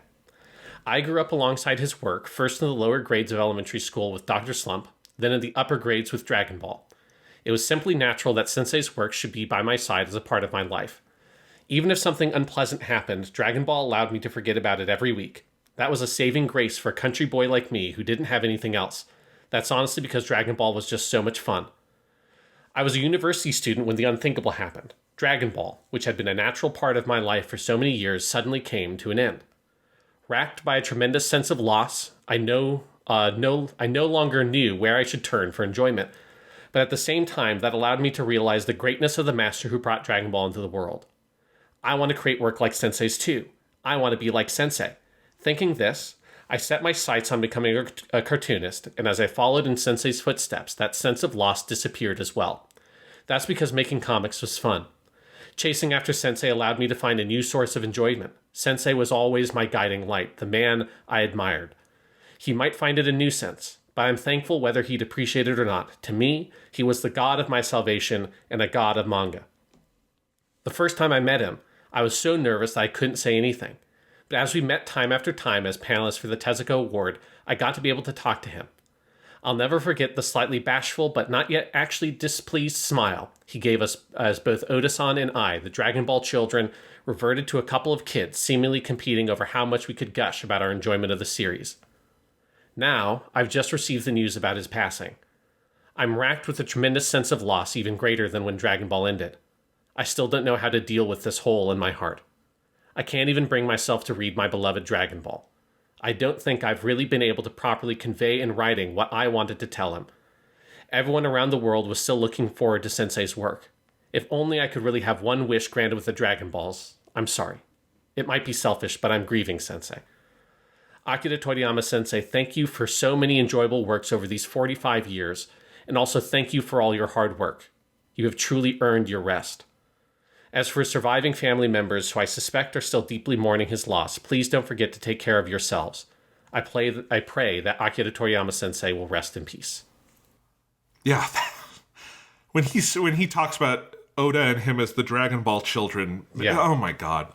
And it just, I mean, Sean, you wouldn't have this thing that you compare everything to if it weren't for Dragon Ball. If it weren't for Dragon Ball inspiring Masashi Kishimoto, what would you compare every story ever told to, Sean?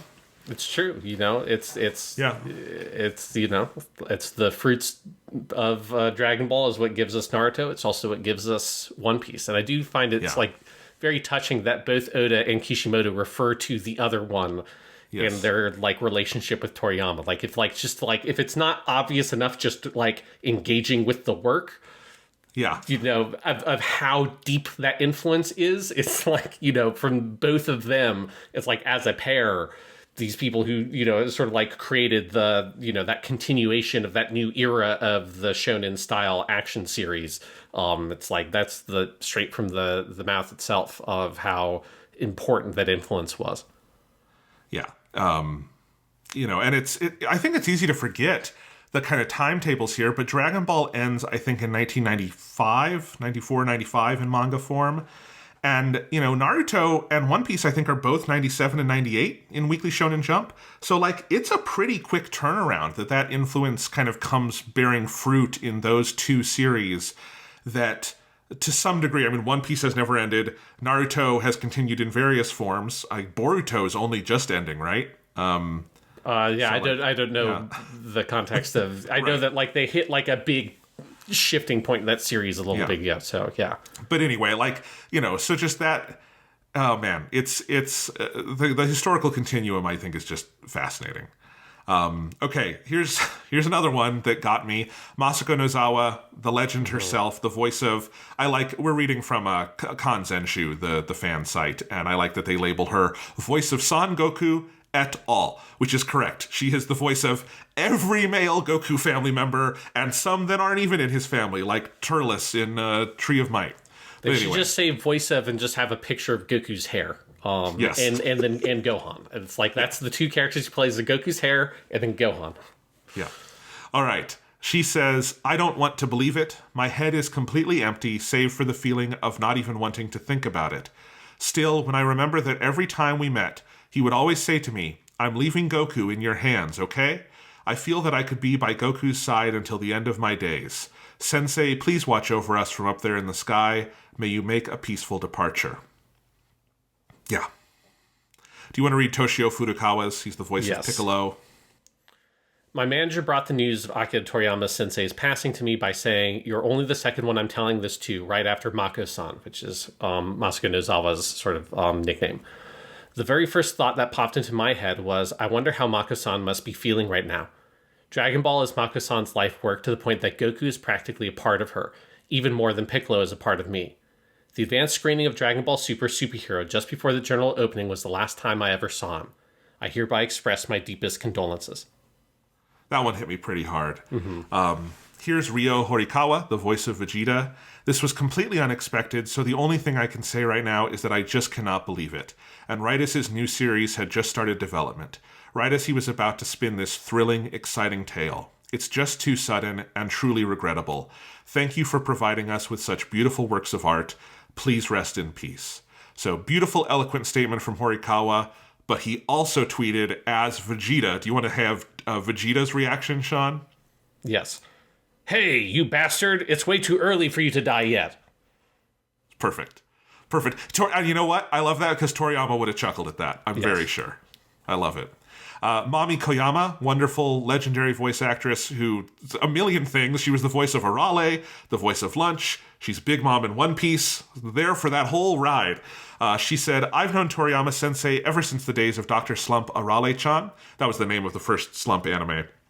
He would never show his face on the mass media, but he would always make sure to appear as a guest on my radio shows and my live concerts to give me his support. He was a second Senbei Norimaki to me. That's the doctor in Slump. His grand achievement of giving this world love, dreams, and strength is so great that I would say is outright unparalleled. I offer both my most heartfelt gratitude and my deepest condolences and pray that you might rest in peace. Yeah. And I don't know if there are any of these others that you wanted to go through as well, Sean, but those were the ones I wanted to hit. I mean, needless to say, there's like countless others. Like I know after, in that like 90 minutes between me getting the news and me having to go to bed, I went on Twitter and because I was just kind of curious to see, I put Toriyama's name in Japanese to see that. And it's like, every single anime director, every voice actor ever posted something about it because it's just like, how could you not? Like, whether you're someone involved directly in the work or you're someone who grew up on it.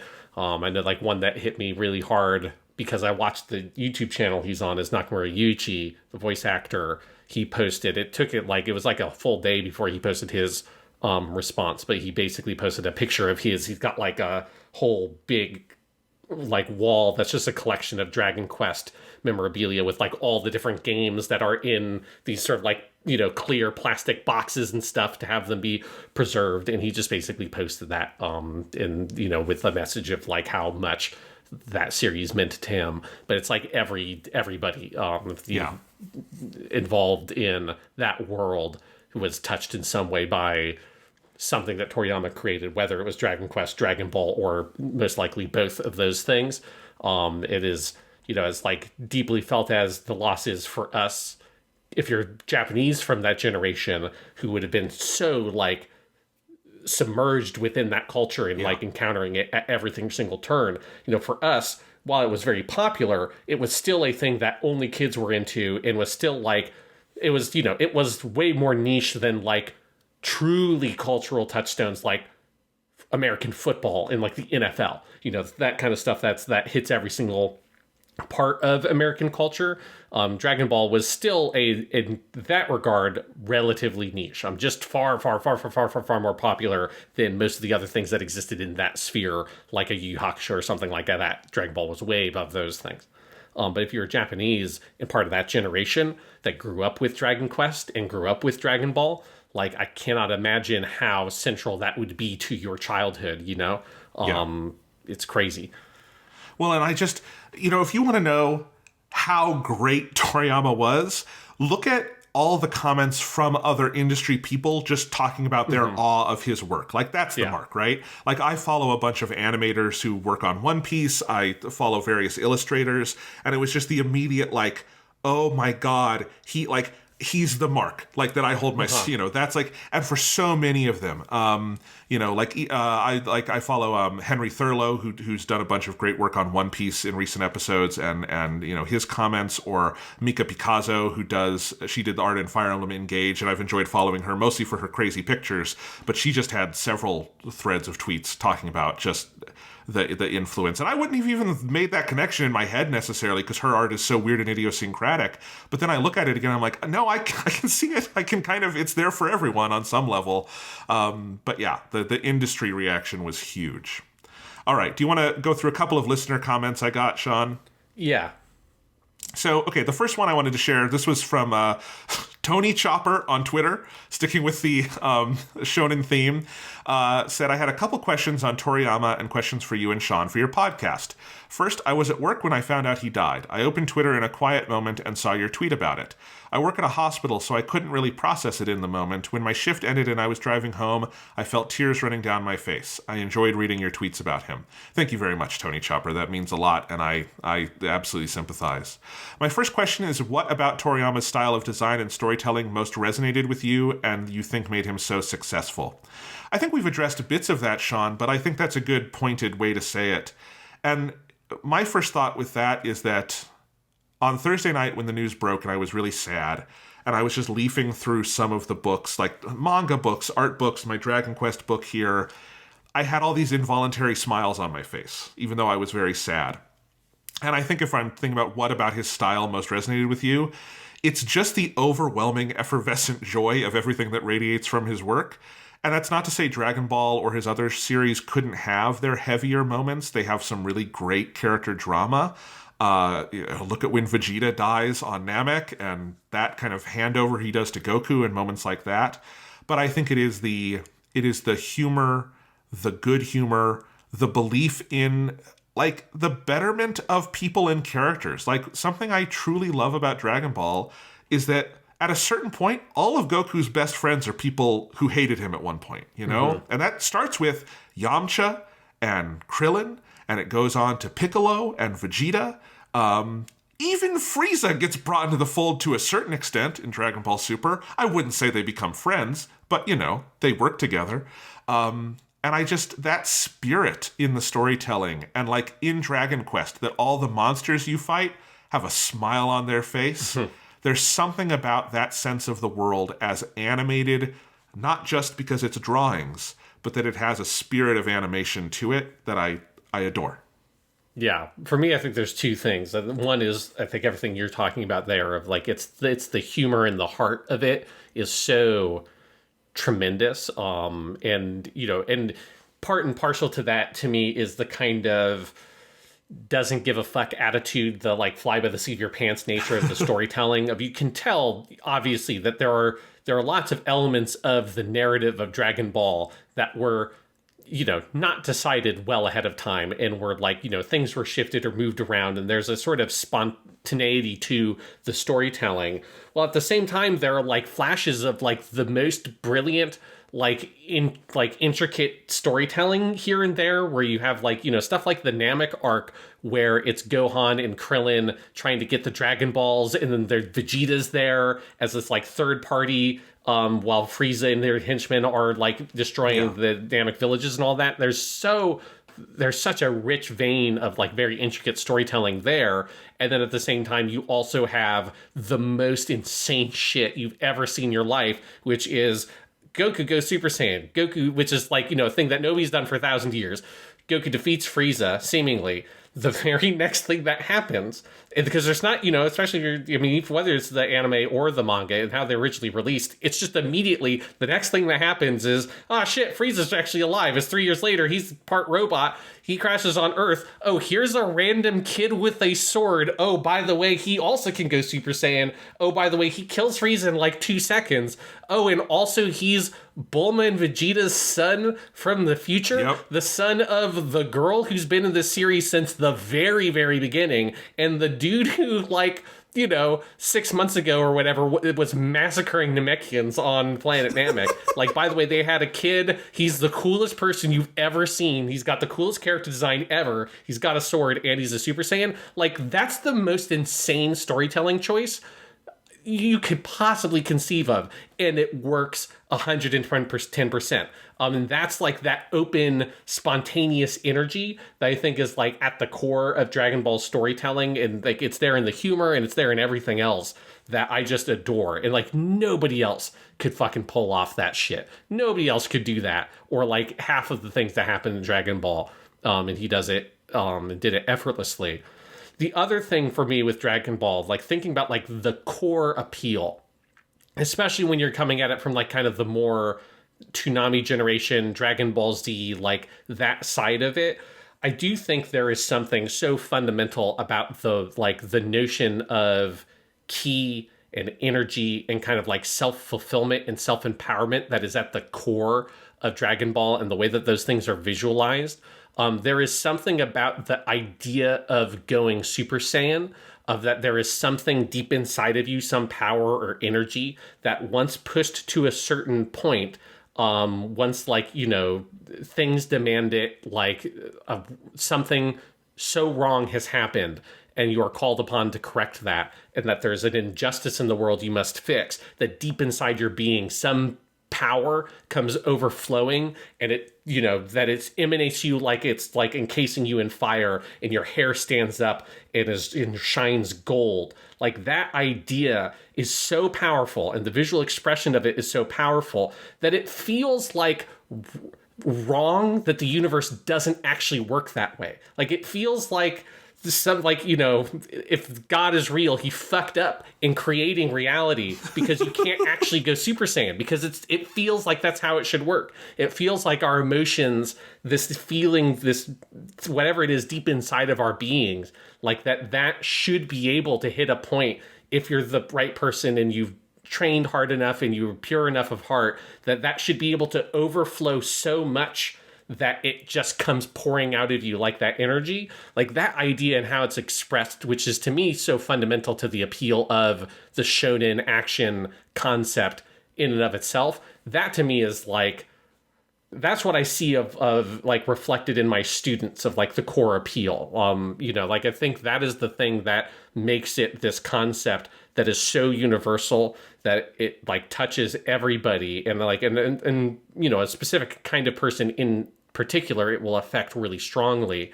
But I think it's that one of those core things of why people have such a strong attachment to the series and this idea, that it just feels right. It feels like you should be able to go Super Saiyan. It feels like I should be able to go Kamehameha and fire energy from my hands in order to right the injustices of the world.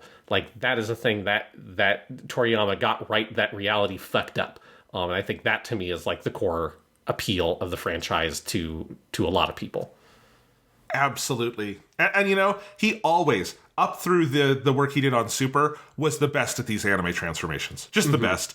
Super Saiyan is so cool. Super Saiyan 2 being not really a visual overhaul, but an attitudinal one, that what makes Gohan interesting when he goes Super Saiyan 2 is not that he looks super different, but that he is attitudinally kind of unrecognizable and scary. Super Saiyan 3 being this cool maximalist long hair, but it's completely impractical, and so no one ever uses it. And then in Super, or the Super era, Battle of Gods, I love that Super Saiyan God is Goku slimming down, not bulking up. And then, of course, you and I have talked at length about how much we like Ultra Instinct as such a cool idea that I just don't think anyone else working in this space would come up with. Because it's not really a transformation. It's a technique that Goku works at to try to get to over the course of that arc, and that's what makes it so sweet.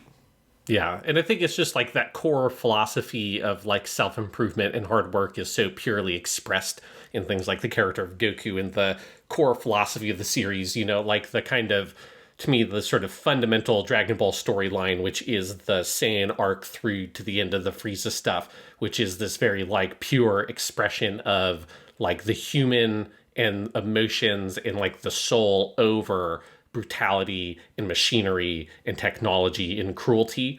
And it's just like the perfect expression of those ideas in this big, crazy action style martial arts fantasy.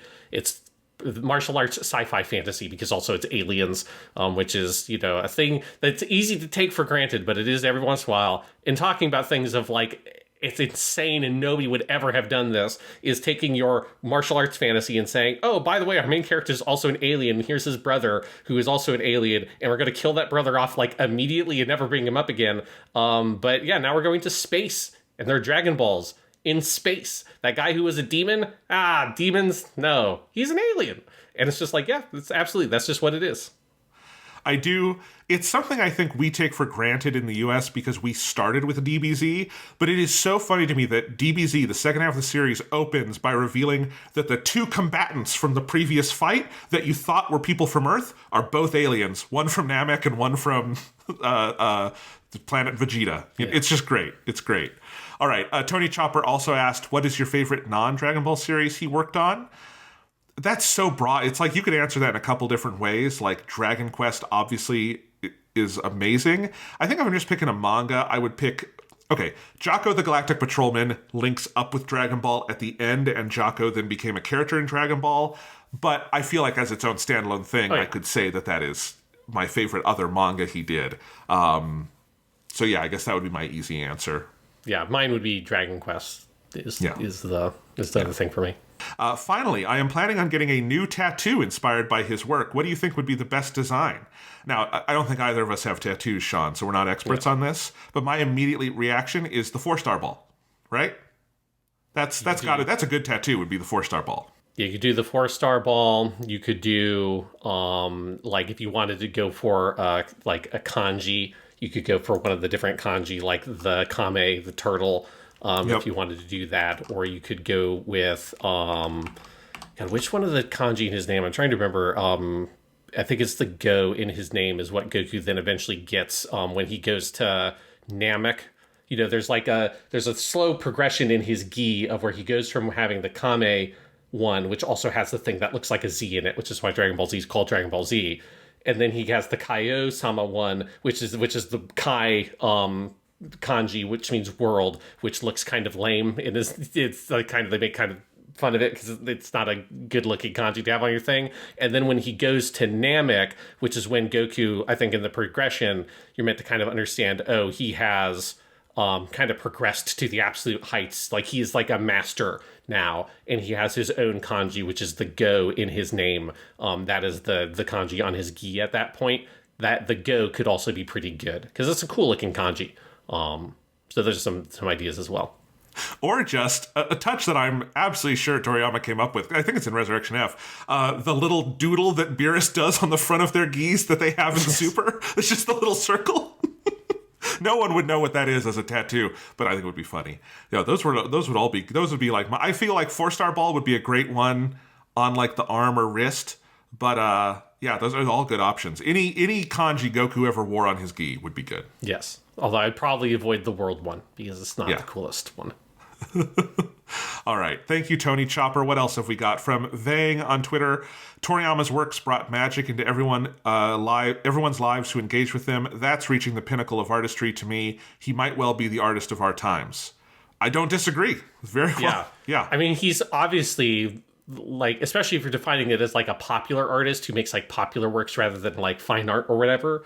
I mean, he's absolutely in that conversation as like the most important and influential popular artist of his generation and of like the late 20th century, for sure.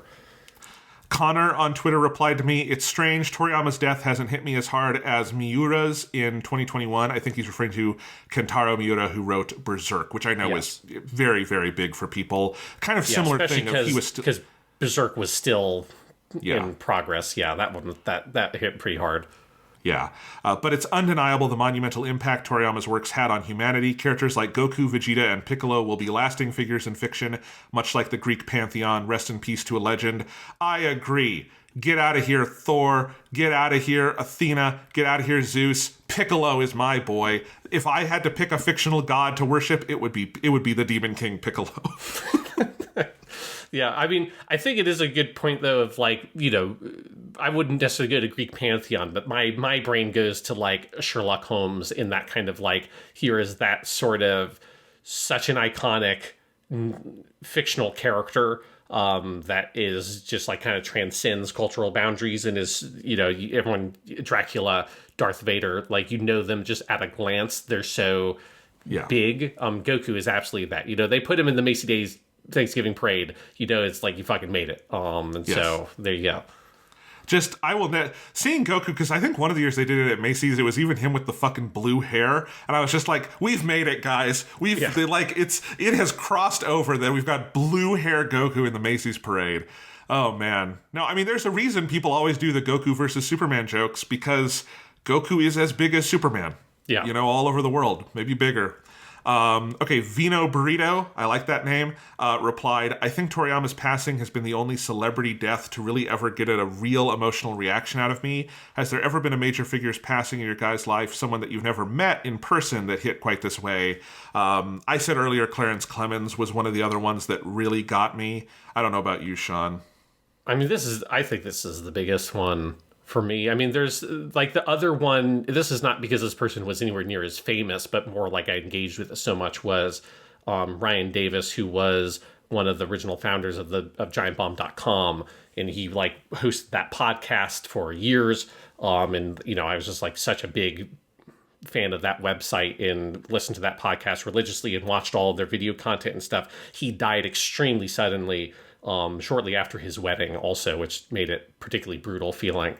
Like that would be the other one in terms of, but that one also like, obviously, he had no idea who I was as a person, but that felt a lot more close because I was hearing his voice like every single week. But in terms of like other really famous people that are like that level of distance, Toriyama is definitely the biggest. I felt definitely like a hit when Steve Ditko passed, and Stan Lee, because both of them are really like important to my childhood in a similar kind of way, but both of them also had stopped making the kind of stuff that I loved. Like Stan Lee obviously was awesome, and he did the cameos in the Marvel movies and stuff, but he wasn't actively making comic books. Whereas like Toriyama was still doing his thing. Kentaro Miura, like Connor's comment said, is like I'm not as into Berserk, so it didn't hit me in that way the same way, but it did just hit really hard thinking about that, like that story, which I know they're continuing. I haven't read any of the new manga stuff since he passed. I know that they've got like other people that knew him and were, his collaborators are continuing that series based on outlines and stuff he made. But that one hit really hard because there was just a sense of that work is never going to truly be finished the way that it feels like it should have been. And Berserk is so important in the kind of dark fantasy world that one had that one hit pretty hard as well. Yeah. And it's to the credit of the people who've kept it going. I've seen good reactions to the yes. It sounds like it's a very, heartfelt attempt to continue it. And we'll see some similar things. Not totally analogous with Toriyama, because his overall contribution was finished in the sense of his kind of solo work, but Daima is going to have to be finished without him, all that kind of stuff. So We'll see how that goes on.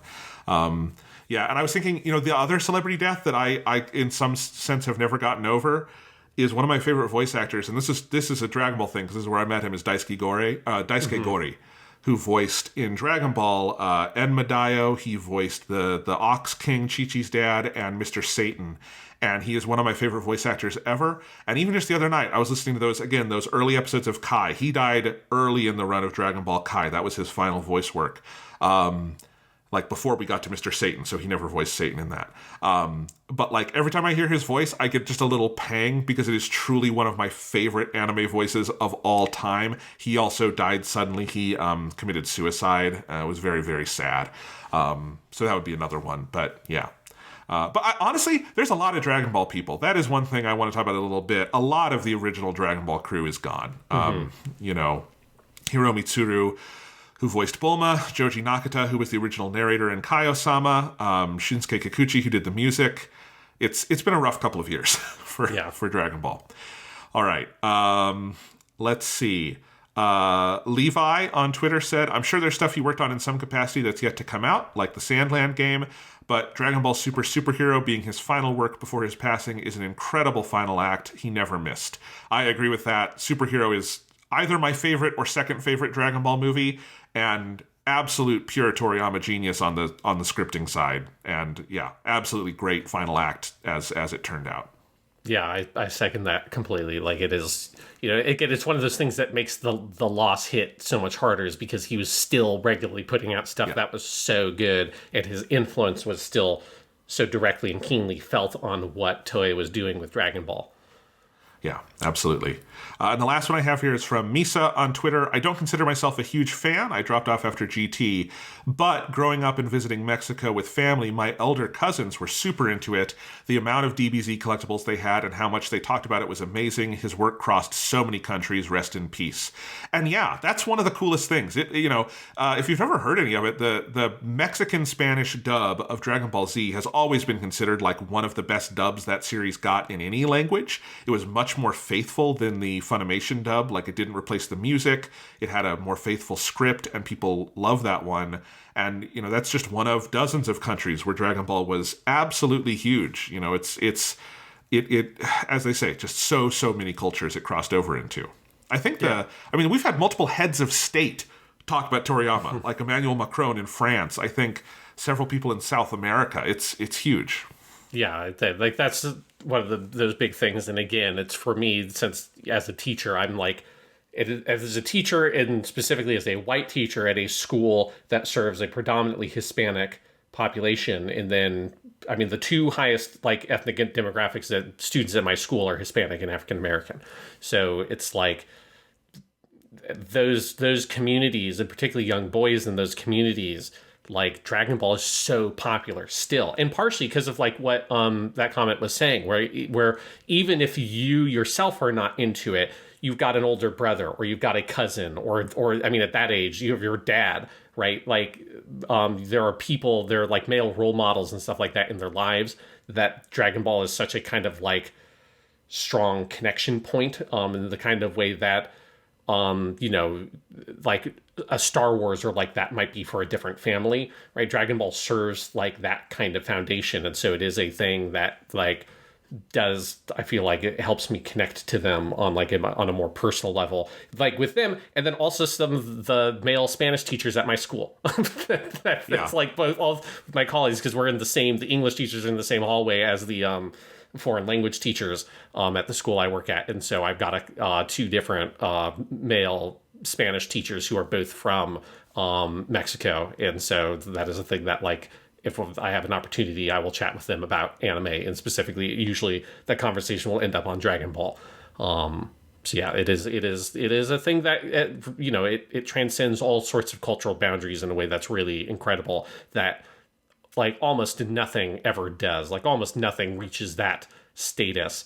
And also like reaches that status while feeling like something very personal to the people who care about it. Like, it's not some sort of like more abstract thing like the World Cup or something, where there are obviously like maybe 1 billion plus people on the planet that love soccer in the World Cup and stuff like that, but they're associated with like, I've got my team, I've got my football club, I've got, right, and it's like a little bit more like divided. It's like Dragon Ball is a thing that unites everybody, because everyone has this very personal love for this specific thing and these specific characters.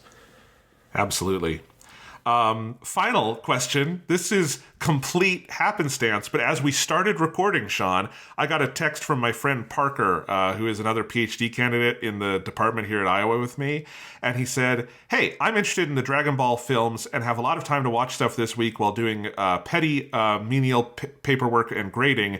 Is there a viewing order for films or chronology of release or anything I should know about the surrounding media before watching? And I told him, you know what? I'm gonna talk about this on the podcast, and I'll get back to you. So that's a good question. If you wanted to get into it, if you wanted to watch some Dragon Ball stuff, he said films. I think we have to correct that it is primarily a TV show, although we could recommend movies. Number one, if you just want to understand Dragon Ball, is read the manga. That's the easiest one.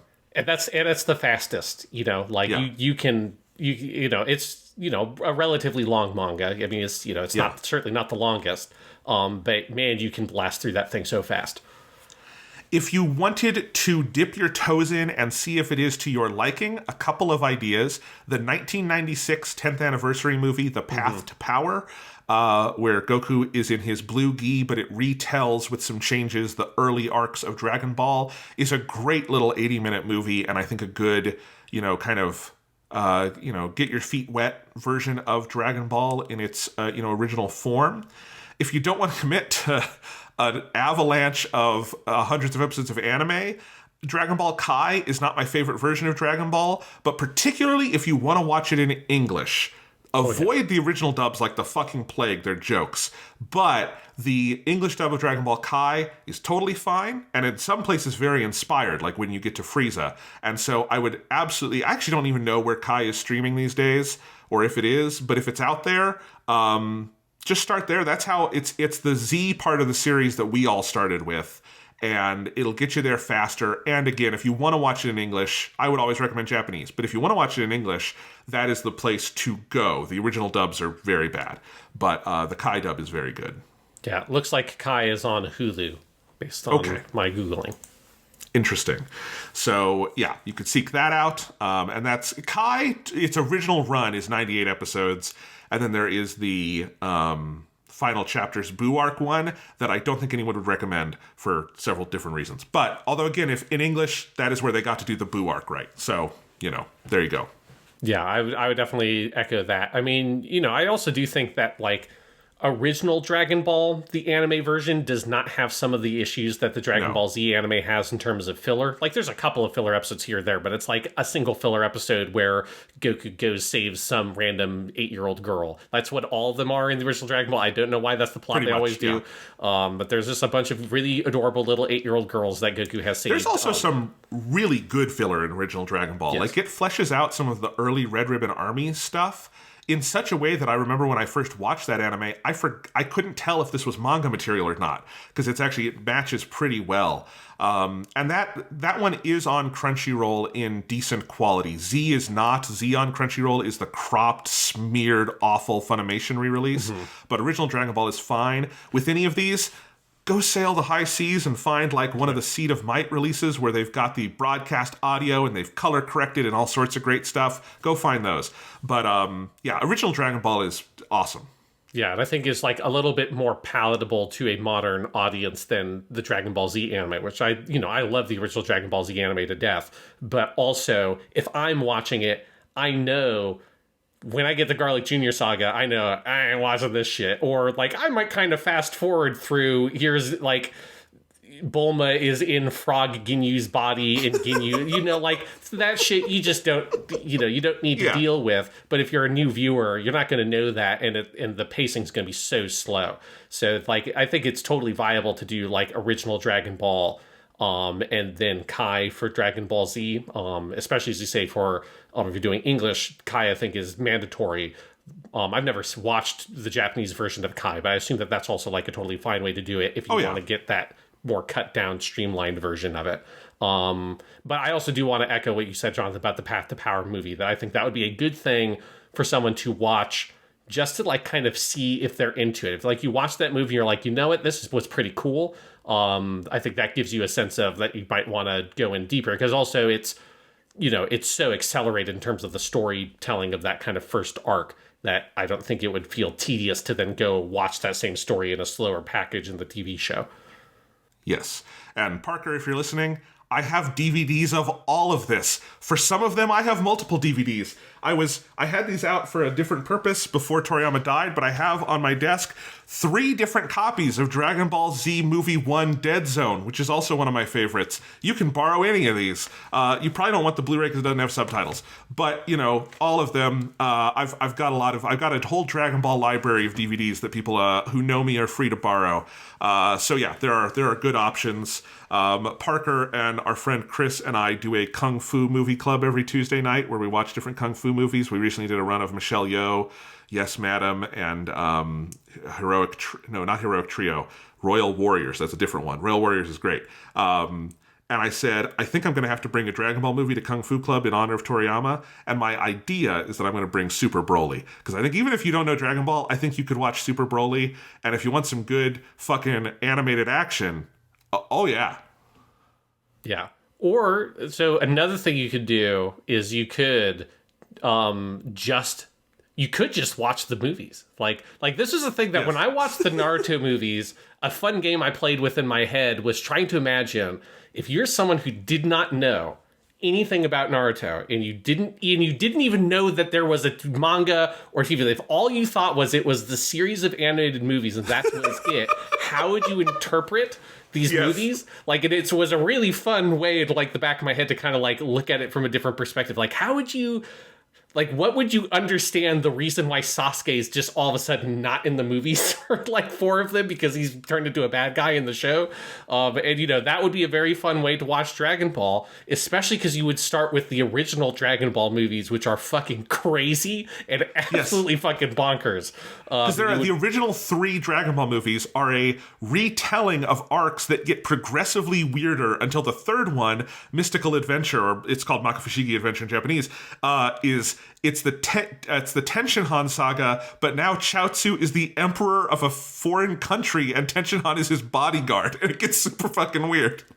Yeah, so I would love to know what someone would think if like all you did was watch those movies. How would you understand the characters? How would you understand the continuity?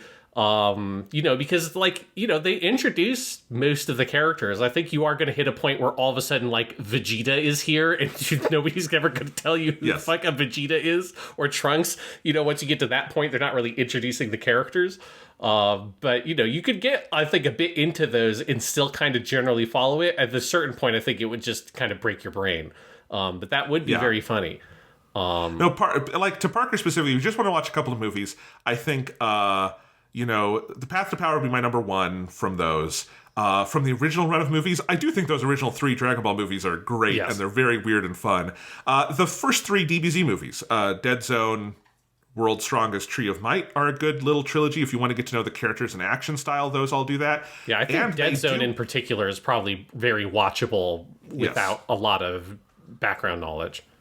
They also, if you're like me and are an obsessive collector, I have the old DVDs that have the earlier dub, that it's not exactly the cast from the original Ocean version of the show, but it's the first one they ever did where it was uncut, and it's actually a really good dub of these couple of movies, so that's worth it too if you wanted to watch it in English. So yeah, there's good choices all around, and you know, I think Battle of Gods, Resurrection F, Super Broly, all of those are a little bit more kind of in the weeds for fans, but in a way that I still think you could, particularly the Broly one, because it's from Broly's POV, is kind of welcoming to newcomers. Yeah, I agree. I think that Dragon Ball Super Broly is a pretty easy one to watch, because it's just, at a certain point, it is just like the most incredible action scene you have ever seen in your life, animated. Yes. And so even if you're maybe a little bit confused by who some of the characters are because you haven't seen the show, at a certain point you can kind of turn your brain off and just enjoy the spectacle of it and the crazy soundtrack and all that shit going on. And then eventually you go back to the manga and read that and go, when does the crazy cat god guy appear? We're like, oh, he's never in the manga. He's in Battle of Gods. As we continue introducing new gods. Another thing we haven't mentioned today, my love of Toriyama's god pantheon that is never ending, and there's always more. And I am sad now that he is gone that we'll never learn which god was above Zeno. Because of course there would have been one, right? Eventually. Yes. Super Zeno. Yes. Or Zeno is one of the 13 Zenos who just, you know, there's just, of course there's more. Of course there's more. All right. Although, Jonathan, if you want to bring a movie to your Kung Fu movie night, I mean, there is one Dragon Ball movie that stars, you know, one of the greats of Hong Kong cinema. That's also a perfect jumping on point. You wouldn't need anything, no background knowledge required whatsoever to watch the James Wong classic starring everybody's favorite actor. You might also know him from Doctor Who, Return of Dr. Mysterio, Justin Chatwin himself, as our favorite character, Goku. in Dragon Ball Evolution? Yes. In Dragon Ball Evolution, you should watch. You should. It's actually it's a hard thing. That sentence, you should watch the title of that movie. That's a hard sentence to actually say to someone with a straight face. All right, I'm going to cut over to the part where we talk about Dragon Ball story arcs and celebrate this series we love for part 2 of today's show. Akira Toriyama, we love you. We miss you. On behalf of humanity, we apologize for Dragon Ball Evolution. And in heaven, I hope you are able to transcend it. Yes, rest in peace.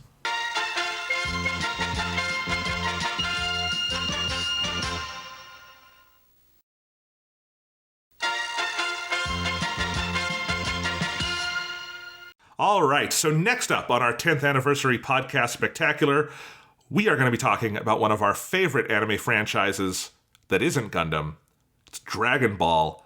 We have not gone so far with Dragon Ball as to have our own separate, weekly suit Dragon Ball, but we have talked about it quite a bit on the podcast, and so it has earned one of the 10 slots in this weird 10-hour podcast we're doing, and we are going to be ranking all of the Dragon Ball story arcs. Yes, it's a franchise we both love dearly that's been with us for basically ever.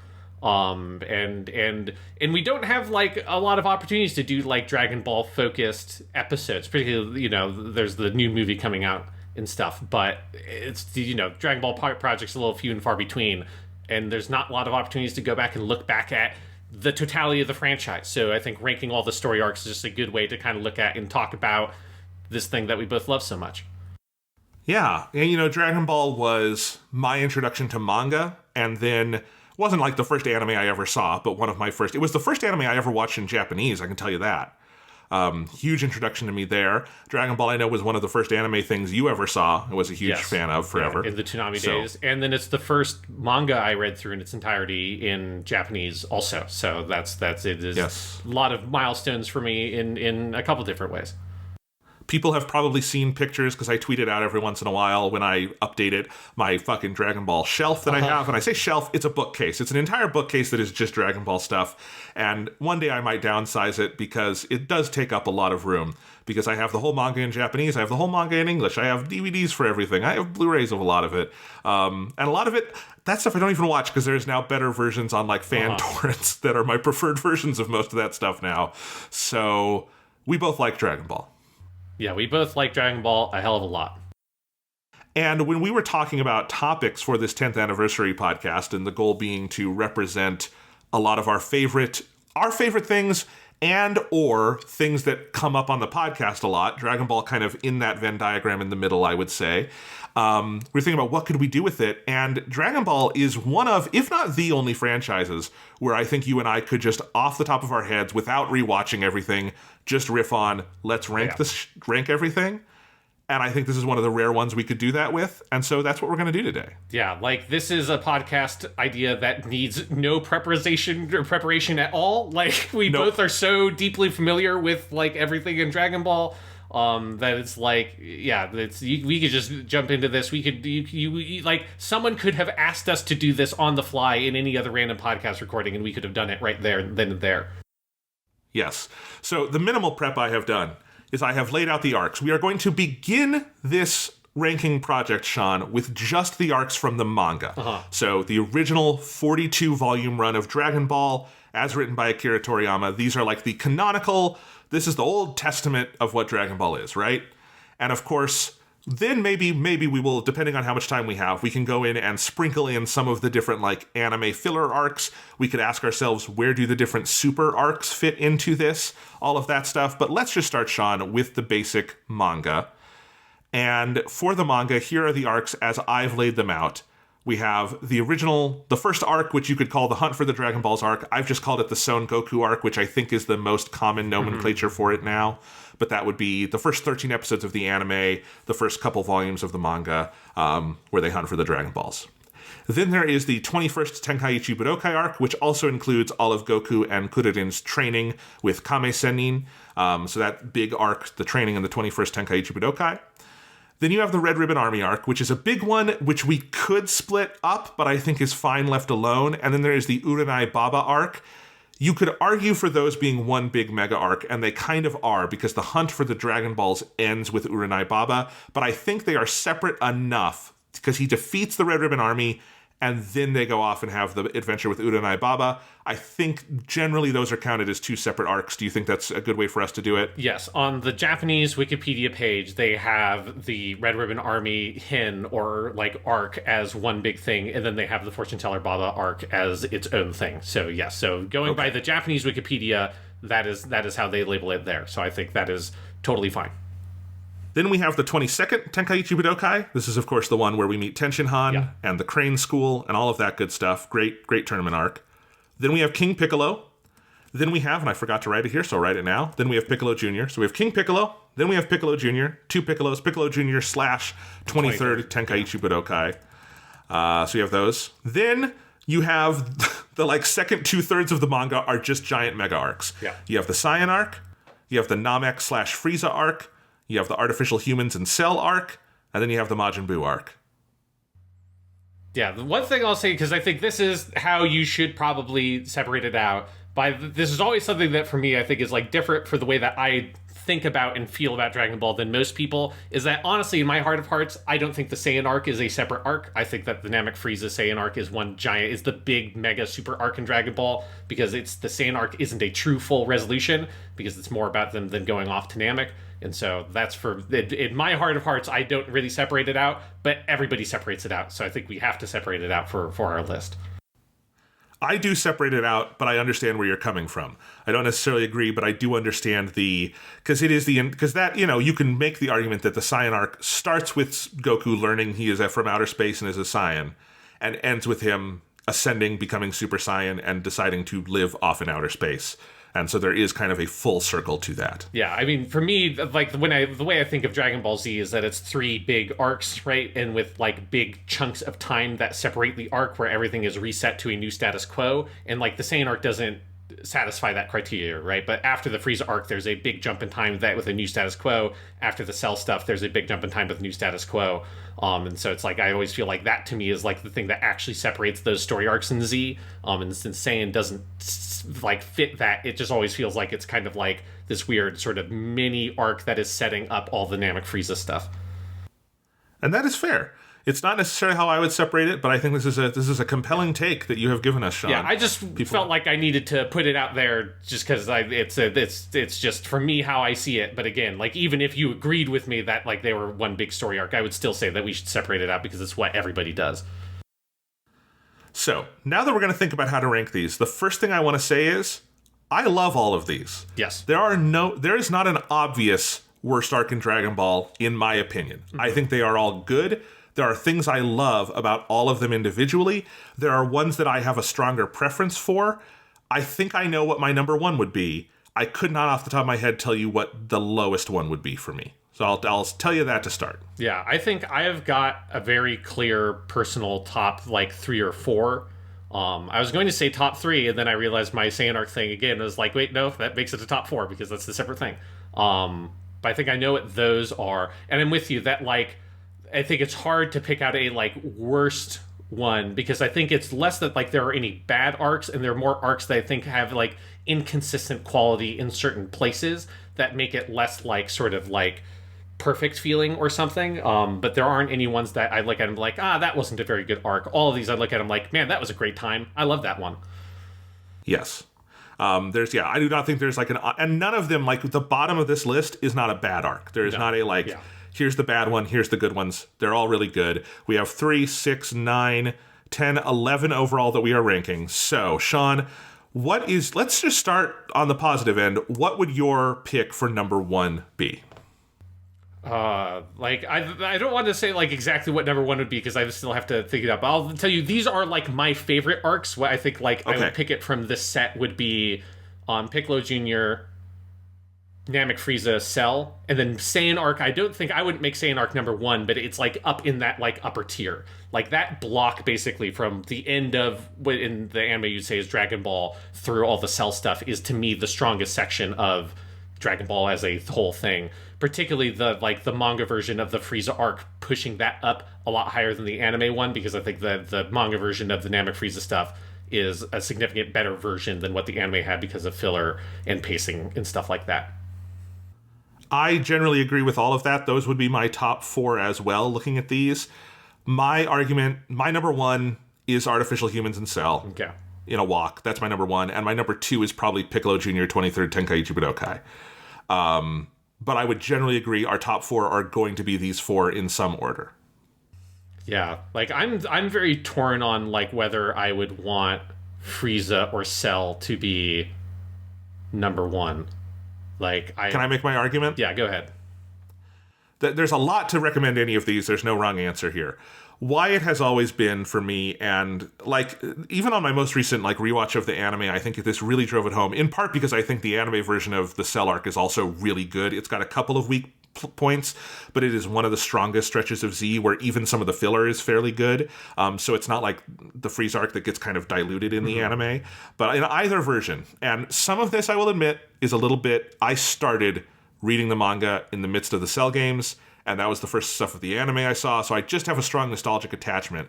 But the most recent time I went through all of this, I really was struck by the artificial human stuff starts with, you know, Trunks coming from the future, one of the great, like, twists in the history of anime. You know, he's Vegeta's kid, all of that stuff. It is such a just electric, incredible, you know, opening and kickoff of, like, there's these androids coming to Earth, Goku's gonna die, everyone's fucking dead, I'm the last one alive. Great, great beginning.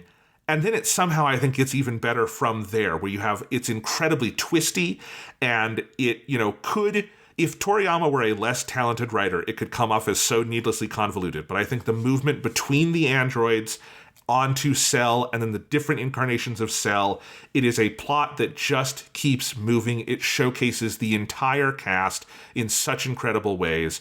It's got such a good, like, through line, I think, with Gohan, who is overall probably my favorite character in the manga, and his overall arc as a character. You know, it leads to some of the absolute best moments Toriyama ever wrote or the anime ever created, certainly with Gohan going Super Saiyan 2 being maybe the best thing the anime version ever did.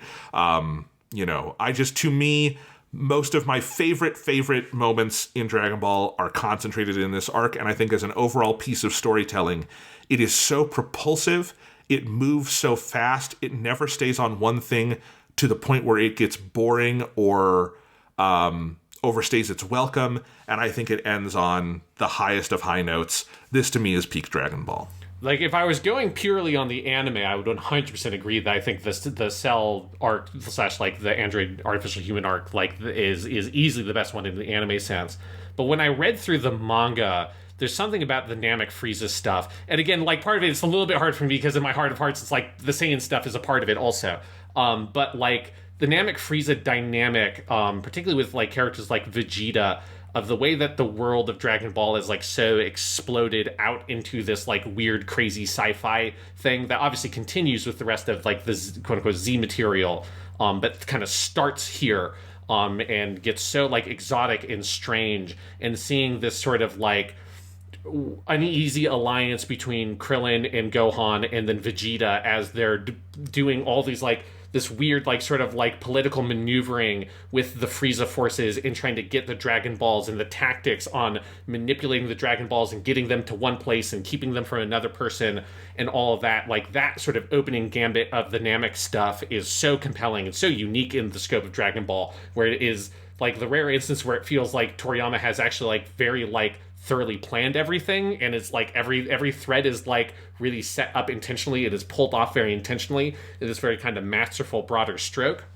And then that all culminates in the Frieza stuff, which I think the fight is still a little bit overlong in the manga version, but the manga version like improves so much on the pacing of the anime one, where it does give me the sensation of that like it is the pinnacle like ultimate fight against the big bad guy is what the Frieza fight is. Of like it's kind of like the same model that Kimetsu no Yaiba uses, but just in a much more efficient degree of like every single step and like push you make keeps on getting thrown back in your face because Frieza always has something else, is always pulling out another card, and it takes like so much to get over that hill. And when getting over that hill is Goku becoming Super Saiyan for the first time, which is to me like the transformative moment of like this era of the franchise.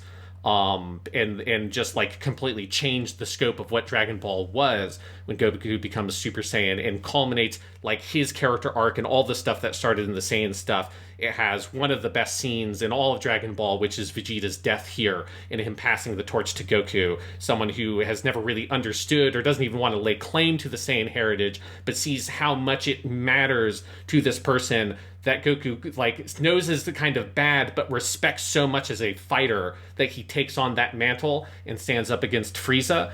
And then all the whole climax of the Frieza stuff involving these like very particular mechanics of the Dragon Balls and like, you know, Guru coming back to life and all of that happening. There's something I really love about it. Feels like a full climax of the franchise because it all comes back to where everything began. It all goes back to the root of the Dragon Balls, and it's like the last time it felt like the Dragon Balls were like really meaningfully central to the mechanics of the franchise and the series as it sort of like moves and transcends into this other stage. And that is to me the kind of thing that gives me the impulse to want to say Namek and Frieza is number one, because to me it is the thing that when I think of Dragon Ball off the top of my head, I'm probably going to think of something involving that era of the show and those moments, because it is to me like the defining core of when you move into this kind of Z era, what like all the best elements of Dragon Ball all kind of combined into one.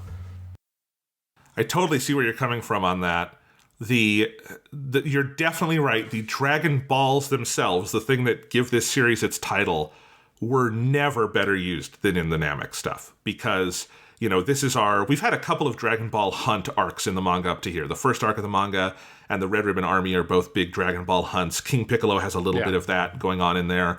But then this one, because it's in space, which is cool enough, it's surrounded by, as you say, this massive expansion of the lore, and the Dragon Balls become, you know, like these political pawns on the chessboard that keep getting moved around, and you have all of these different players. And I do think one of the coolest things about the Namek arc is the sense of, because Goku is absent from it for so long, it's Kuririn and Gohan as these utter fucking underdogs working among like literal giants who they have absolutely no possibility of defeating and have to hold out until the very last minute. The Saiyan arc obviously does that as well and does it in very interesting ways, but it doesn't have that same sense of like movement and momentum through a world that I think Namek and Frieza arc does. Yeah, and I think the Saiyan arc, because it doesn't feel like it's a full proper conclusion, like it doesn't kind of have like that send-off note that Goku, like Namek exploding, Goku going, and all of that, and then them finding out that Goku is still alive out there somewhere. It's one of the things about Dragon Ball where there's like 5 or 6 places over the course of the franchise that if they had decided to stop, it would have been a totally perfect ending. And that would certainly, like, that would be one of them. Obviously, the end of the Cell arc also would have been a perfect ending if they decided to stop there. One other thing I'll say about the Frieza arc, and again, this is a lot of, like, the last big experience I had with all these stories was reading through the manga, which I have now read through twice in Japanese. So it's like very much what is most fresh and kind of what I think of now with these stories, is that when you look at the like arcs of Dragon Ball, there's this kind of like repeated attempt at telling something that I think that the Frieza arc fully like sort of coalesces, which is that how do you use the Dragon Balls as a central mechanic in a dramatic story? And so you get it a little bit in the first arc, then you get it like really developed in the Red Ribbon Army arc, and then you get it like more focused in the King Piccolo arc. But it's like those arcs, particularly Red Ribbon Army and King Piccolo, are all moving through the same basic plot archetypes, trying to sort of like fully crack open this story. And then especially if you bundle in the Saiyan stuff with the Namek and Frieza stuff, but even if you don't, like the Namek and Frieza arc like fully cracks what to me is that kind of like core story that Toriyama was making multiple passes at and kind of refining as he went through and building out the more dramatic side of the series. And the Namek Frieza is like the full culmination of that kind of story, so much so that then like the Cell and Majin Buu stuff did, like, they borrow some similar plot archetypes, but they don't do the exact same things with the Dragon Balls and that sort of central mechanic that the early Dragon Ball arcs were doing. Right, because the Dragon Balls in the Frieza arc are like an active force in the story. Yeah. They are not a get-out-of-jail-free card, which is what they become in the final, like, half of Z, is like they're the thing that you call on when you have to reverse something. You know, people like to make fun of, you know, death not mattering in Dragon Ball and all that stuff, and there's a certain point, like in the Buu arc, where it does become very trivial. But the thing about the Saiyan arc to the Frieza arc is that getting those deaths reversed takes an entire arc's worth of effort, and that's what makes it feel so earned. You know what I mean? And the Red Ribbon Army does that in microcosm a little bit too, because you have like the dad who he wants to save. Yeah, Goku the wants bottom to save. of the Corn's Tower. Right. Yeah. The people who are like coded as Native Americans. I don't know how else you would describe that. And then, I think the Namek and Frieza arc does it really well. I don't want to leave out how fucking phenomenal the Saiyan arc is here, too. Because it is, as you say, it is less resolved because it kicks right off into the Frieza arc. But I do think just there's a tightness to that arc in both the manga and the anime, I think. And the anime expands it in the middle section with Gohan. I like that more than you do, I think. But, whatever the case is, it's still relatively tight for the anime of, Raditz coming to Earth, Goku and Piccolo, who were just enemies, teaming up, Goku dying, going off to the other world, everyone back on Earth having to prepare, scraping through this fight with Nappa, and then Goku comes back and kicks Nappa's ass. Vegeta kills him. They have this knockdown, drag-out fight that ends with Goku not really winning, but them all working together enough to a stalemate, and then they kind of pick up the pieces. It is just an incredible piece of storytelling. Yeah, it is. I do think that, it having this sort of, weird ending where things don't feel fully resolved kinds of hurts it for me if you separate it out. And if I'm being totally honest, there's something about the Great Ape stuff in that arc that just doesn't speak to me in terms of Dragon Ball action. That it's not bad, but it's not as compelling to me as the Frieza stuff or the Android and Cell stuff in terms of the mechanics of the fights. There's something about when they turn into Great Apes. It just sort of the choreography of the fight kind of just sort of breaks down and it becomes a little bit less interesting to me in that regard. And that's also that's always something that has kind of, for me personally, knocked the Saiyan arc a little bit below those others in my personal estimation. I can buy that, and I think I agree. And speaking of fights, while we're talking about these top four and how we're going to arrange them, the 23rd Tenkaichi Budokai is one of the best parts of Dragon Ball because it has the best fighting in all of Dragon Ball. Yeah. There are multiple, Kuririn and Goku have an incredible fight in this one. You have multiple other great pieces of storytelling. You have Piccolo Jr., making a meal out of multiple fighters along the way. You have Kami-sama coming down, becoming a human as Shen, and a lot of cool stuff going on there. Yamcha gets to show off the best move in the whole show that's super effective, and it totally, he does his little spirit ball Sokidan thing, and it's man, good job, Yamcha. You still didn't get past the first round, though, huh? Yeah, poor Yamcha still doesn't get past the first round, but the Sokidan is very cool. And then it culminates in the best fight in all of Dragon Ball. I will take no debate on this. Piccolo Jr. versus Goku is the best fight in Dragon Ball. Mm-hmm. Yeah, it even does the giant thing with Piccolo that I think that version of it is way more interesting to me than Vegeta turning to the Great Ape. It feels it fits into the choreography and the mechanics of the fight much more interestingly with him swallowing Goku, and Goku gets the little bottle or whatever that Kami has been trapped in.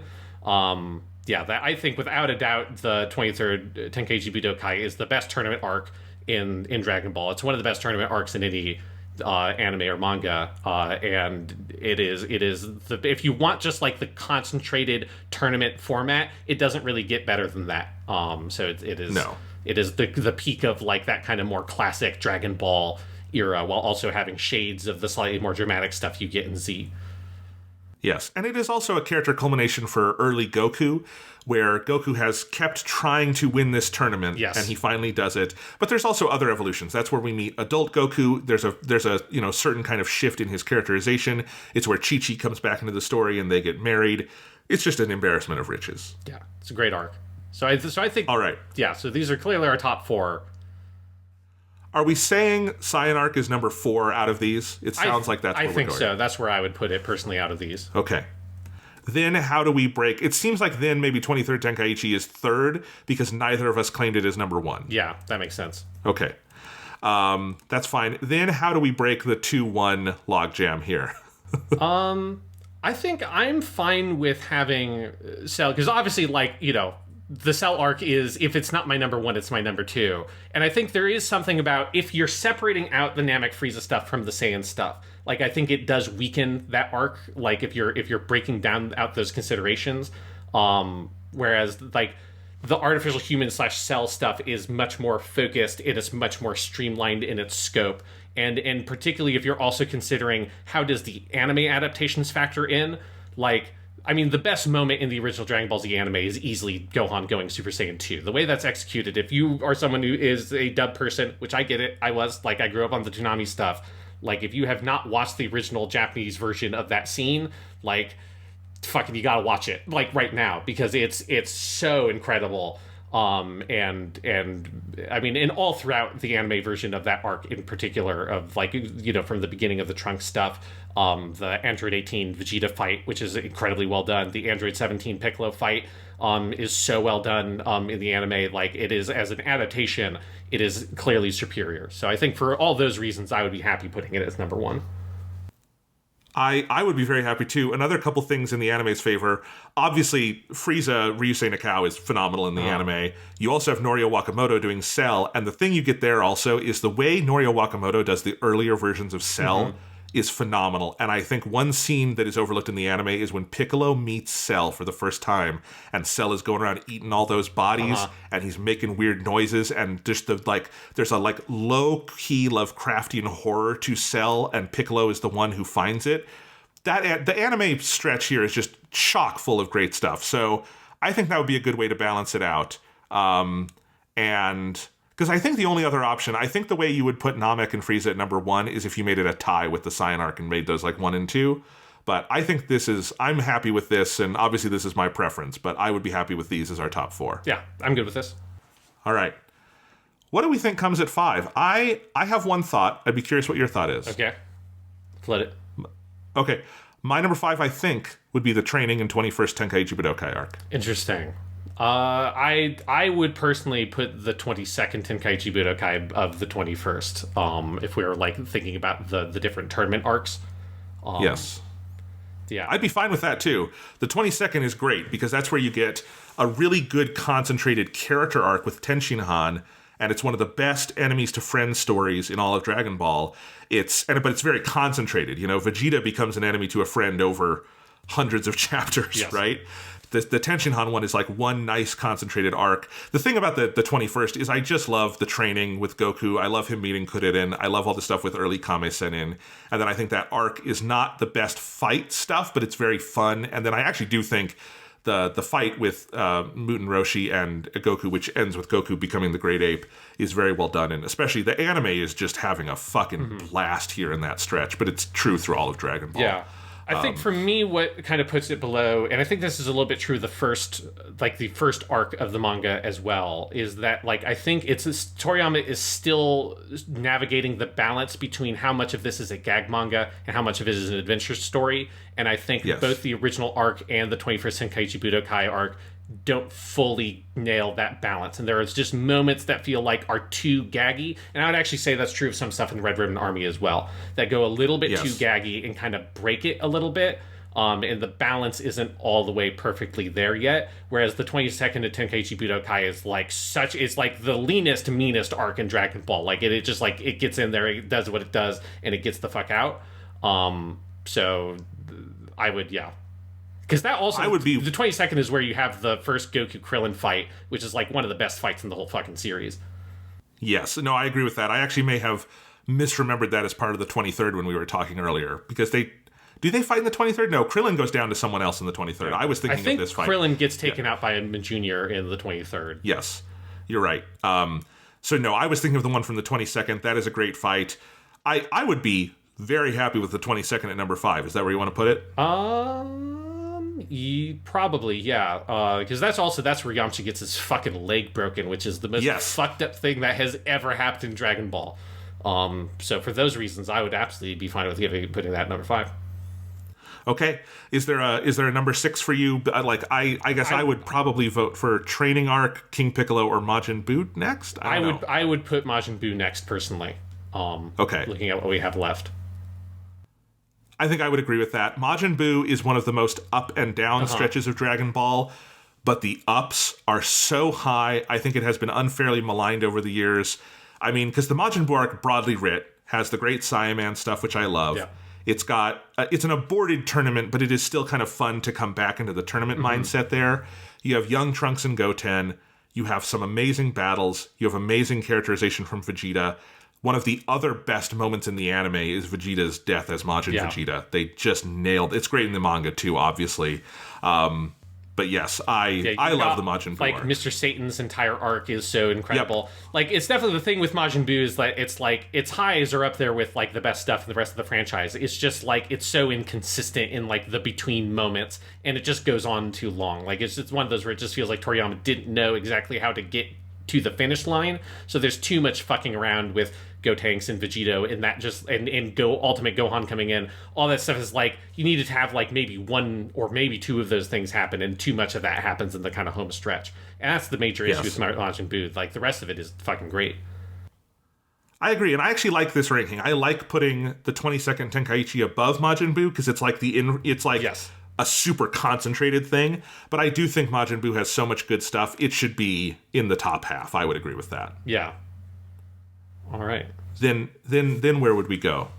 So now at this point, I think my inclinations would probably be towards either the 21st Tenkaichi Budokai or King Piccolo. One of those two. I think that's correct. I think think those two are the next two in some order. The King Piccolo arc is very good. There's a lot of good stuff in it. I will admit it is one that sticks in my memory less than some other things, including that 21st Budokai. Yeah. I don't know why that is exactly. I mean, Piccolo Daimao is a great villain, if overshadowed a little bit by the Piccolo Jr., who would become a more dynamic figure in the series. But, this is where you meet God, you meet Kami-sama. You have, there's so much good stuff in it, obviously. Yeah. You have the deaths of Muten Roshi and... this arc starts with Krillin getting fucking capped off screen, which is a phenomenal beginning to a story arc. Yeah, Krillin gets his neck broken off screen. Goku comes in and sees it and is enraged. It's the first time you've ever seen Goku, like, properly angry. Goku gets his ass kicked. Then he meets Yajirobe, who mysteriously has the exact same voice as Krillin, which is in the manga. Like, that line is in the manga. So it's like, it's very specifically that Toriyama wanted to make sure that Mayumi Tanaka still had a role for a while on Dragon Ball while Krillin was offed. Yes. Yeah, and it's I think the thing with King Piccolo is, like... It is both a little bit like incomplete because I think it's sort of figuring out how that full story works, and then it also just gets overshadowed by the Dragon Ball Z stuff because it is such a Dragon Ball Z style arc, but it just doesn't know how to get the full scope of the story and how to exactly pace that yet. I think that's the thing that hurts the King Piccolo arc more than anything else. But I'm talking myself into it, though, because there's so much good stuff. I love the entire Mafuba concept and Muten Roshi trying to do that and dying. And, the finisher of the King Piccolo arc of Goku with all his fucking limbs broken, flying through King Piccolo is one of the great moments in the history of manga and anime, right? Like, it's just... Yeah, it's one of those... It's, like, so iconic. It's just constantly referenced within the franchise over and over again in anime and, like, the video game moves and all that kind of stuff.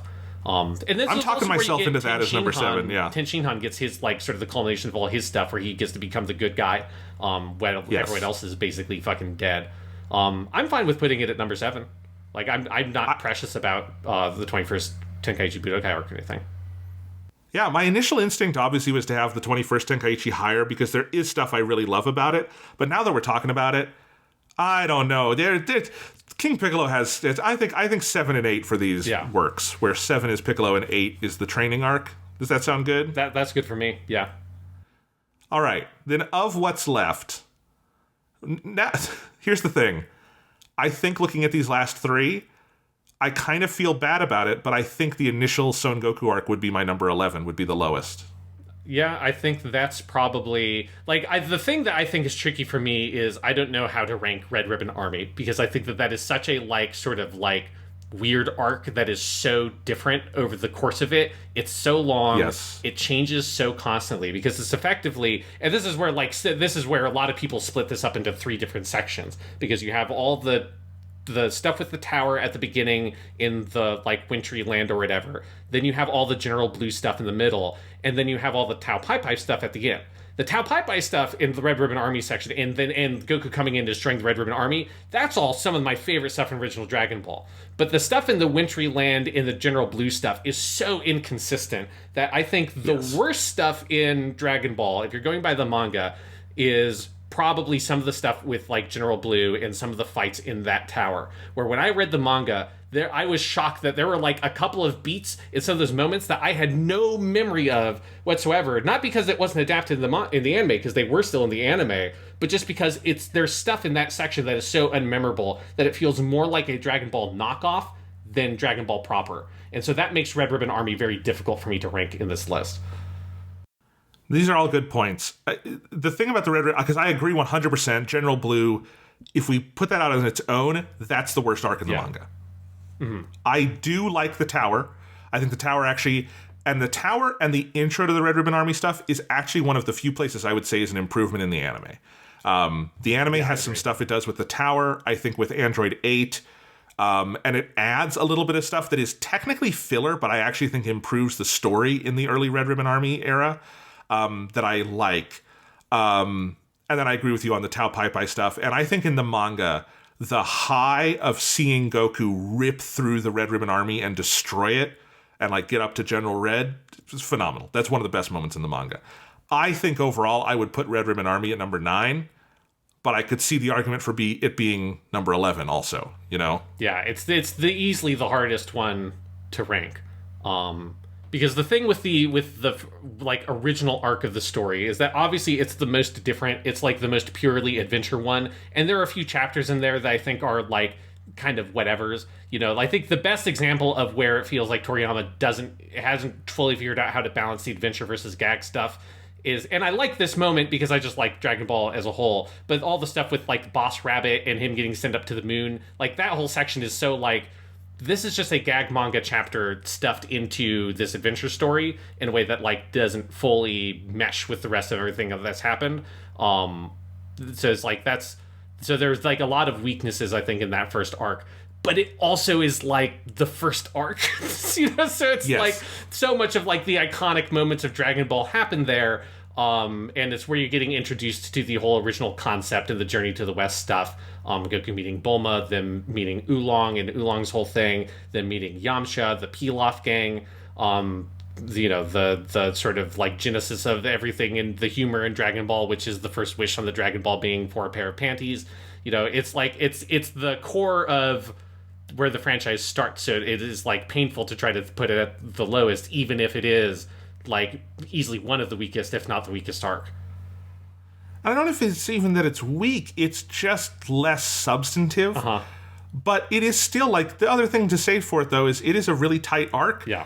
It moves through fast. I think it does phenomenal character work introducing you to all of these figures and the relationships between them. I love everything between Goku and Bulma here. I love Bulma's relative centrality in this arc. Yeah. She's, you know, it is great. I think Yamcha becomes a very interesting foe/friend. You know, I think the resolution, you know, this could have been a little mini-series, and it's a nice little, you know, gag manga adventure thing at the beginning there. You know, the way Kame-Sennin comes in, I love that. I love all the, you know, if you watch this in the anime, it is an absolute parade of phenomenal legendary voice actors just walking in and killing it, you know? And I think the anime adaptation is one of the strongest things the anime does. So I actually think I would not put the Son Goku arc at the bottom. I could also put that at number 9. I would be okay with that. And then the Red Ribbon and Uranai Baba being at 11 and 10. The Uranai Baba one is an interesting one to take out because as a tournament, I don't think it's super interesting. But it does have some really great character beats, including Goku getting to meet with his grandfather one last time with Son Gohan, which is the most effective moment of emotion with Goku in the entire series. Yeah, it's the thing that's hard about the Uranai Baba stuff is like it's hard to rank entirely on its own because it feels like it's an epilogue, because that is effectively what it is. It's them getting the Dragon Balls so that they can bring the dad at the tower back to life and all that stuff. So it's where I think ultimately where I'm coming down is I kind of feel like Red Ribbon Army has to be at 11 just because it's the amount of inconsistency in the arc. Like if I think about if you sat me down and put all of these in front of me and said which one would you want to reread or rewatch, I would do the other two before I would do Red Ribbon Army, because for Red Ribbon Army to get to the good stuff you've got to go through a lot of like sort of not crap but like a lot of like the weaker parts of Dragon Ball to get to the stuff you really want to see with that arc. I think you're correct on that. I agree with that. We'll put that at number 11. And then I think I'd put Goku at 9. I would too, yeah. Yeah. and then Uranai Baba at 10. Yeah, I like that. And that feels good to me. So let me put the numbers in here, and then let's look at this. So we have at number 11, the Red Ribbon Army arc. At number 10, Uranai Baba. At number 9, the Son Goku / Quest for the Dragon Balls arc. Number 8, Training and 21st Tenkaichi Budokai. Number 7, Piccolo Daimao, King Piccolo. Number 6, Majin Buu. Number 5, the 22nd Tenkaichi Budokai, aka Tenshinhan fucks up Yamcha's leg. Number 4, the Saiyan arc. AKA number 3. Yamcha really gets fucked up in that one. Number 3, the Piccolo Jr. / 23rd Tenkaichi Budokai arc. Number 2, Namek and Frieza. And number 1, the Artificial Humans and Cell. I think that's very good ranking. I like this. I like this a lot.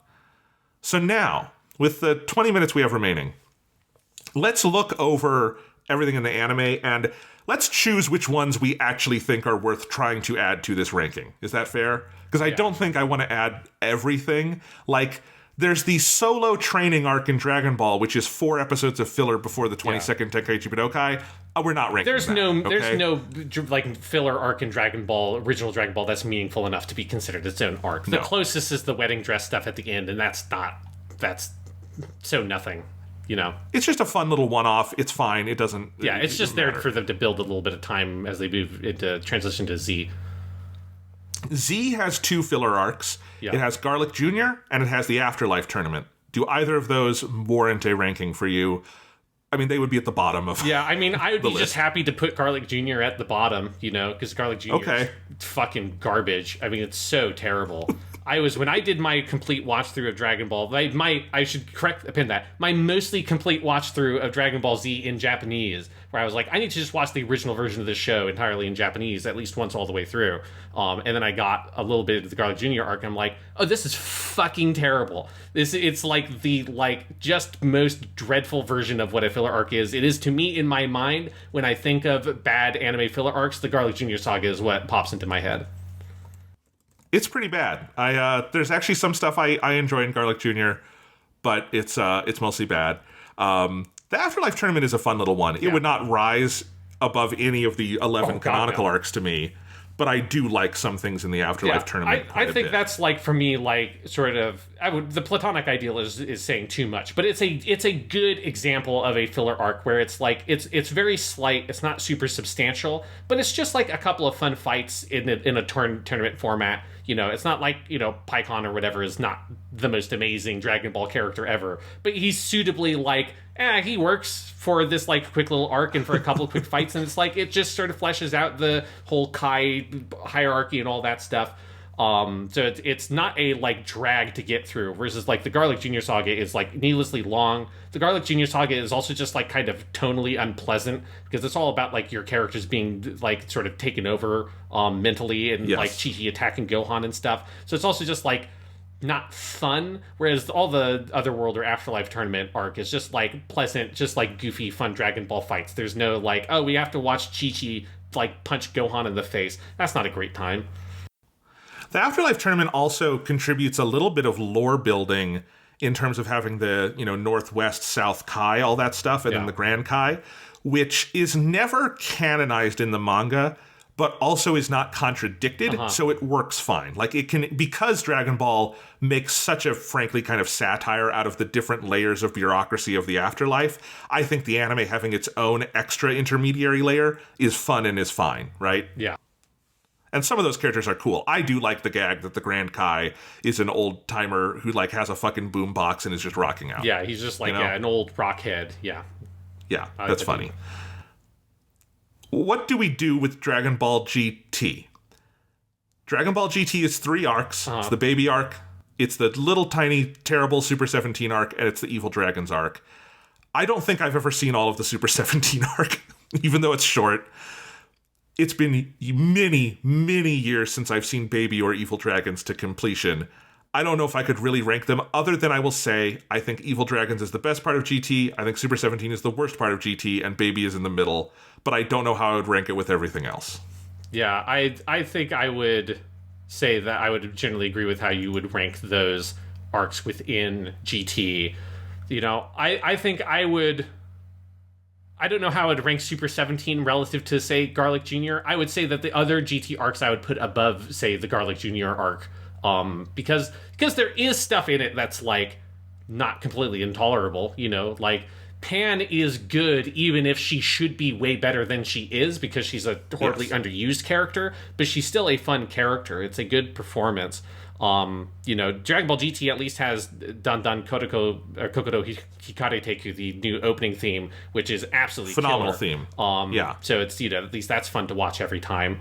And it goes for some stuff because it is able to in a way that a filler arc like Garlic Jr. is not able to go for some stuff. Like, I'm not in love with Super Saiyan 4, but at least Super Saiyan 4 is a more interesting dramatic thing to happen in a story than the, like, kind of nothing that happens over the course of Garlic Jr. because nothing substantial can happen over the course of that story because it's just purely filler. Yeah, and I like Super Saiyan 4. I think as a, you know, sort of anime-only power-up, I think it's, you know, pretty well done, and I think conceptually it's very cool. It's, you know, that's a Katsuyoshi Nakatsuru original. He was the designer for that stuff. It shows a lot of his hallmarks, and I do think it's a cool visual design. The Evil Dragons arc is, like all of GT, uneven. I do think GT is a good ending. I think GT has a really interesting way it ends. I think, like, it goes for something, and it's very memorable. So that's why I kind of put the Evil Dragons at the end, because that is the part of GT that makes me feel something. Yeah, because it's also, one day I would like, with the baby stuff, you have, like, the really, truly awful opening stretches of, like, them trying to do adventure-style Dragon Ball, but not knowing how any of that works, and it's just hugely tedious. And the Evil Dragons arc doesn't have any of that shit in it. One day, I would love to have them make a series that is pan-centric, you know, have Pan be your main character, but make it better than GT. That is something I want one day. Yeah, Pan never doing a proper Kamehameha and never turning Super Saiyan over the course of the entirety of GT was, like, the most offensive thing to me as a Dragon Ball fan, is like, at, like, 13 years of age. Because I always thought she was such a cool character. It was like...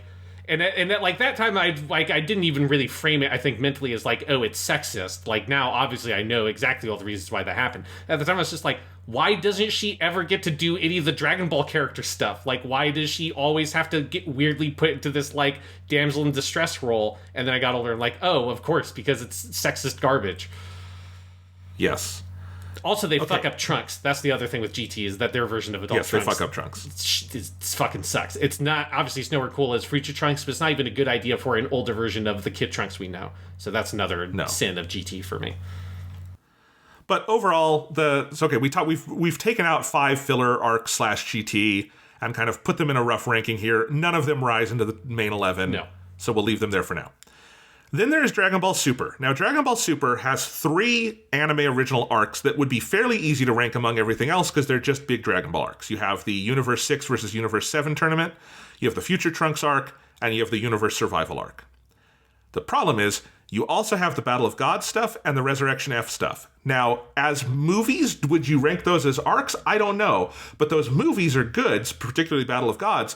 The anime adaptations are fucking horse shit, and I think the Resurrection F arc might be in contention with Garlic Jr. for the worst thing Dragon Ball has ever produced. Yeah, I think I would probably agree with that. But it's the kind of thing where it's like, it's weird to consider how you rank it, because if you're combining it with, if you're, like, balancing it with the movie, which is a lot better, like, I like the movie's way better than watching the fucking Garlic Jr. saga, but I don't know how to tackle that. Because if we do the movies, then we also have to do the Broly movie, Super Broly. Yes. Because so do we bring in the movies, or do we just ignore the movies for now? Or are the movies part of it? I think let's just ignore the movies. Like, I'm almost inclined to just, like, ignore these arcs entirely because, like, I don't know how you square the circle of, like, the anime TV thing with the movies, because it feels kind of unfair. It feels unfair to the story arc because it's not its fault. Like, the movie didn't decide to get turned into, like, a shitty anime TV show version of itself. But also, I don't know how you rank a movie next to these other, like, multi-episode or multi-chapter arcs. Because that's my... Yeah.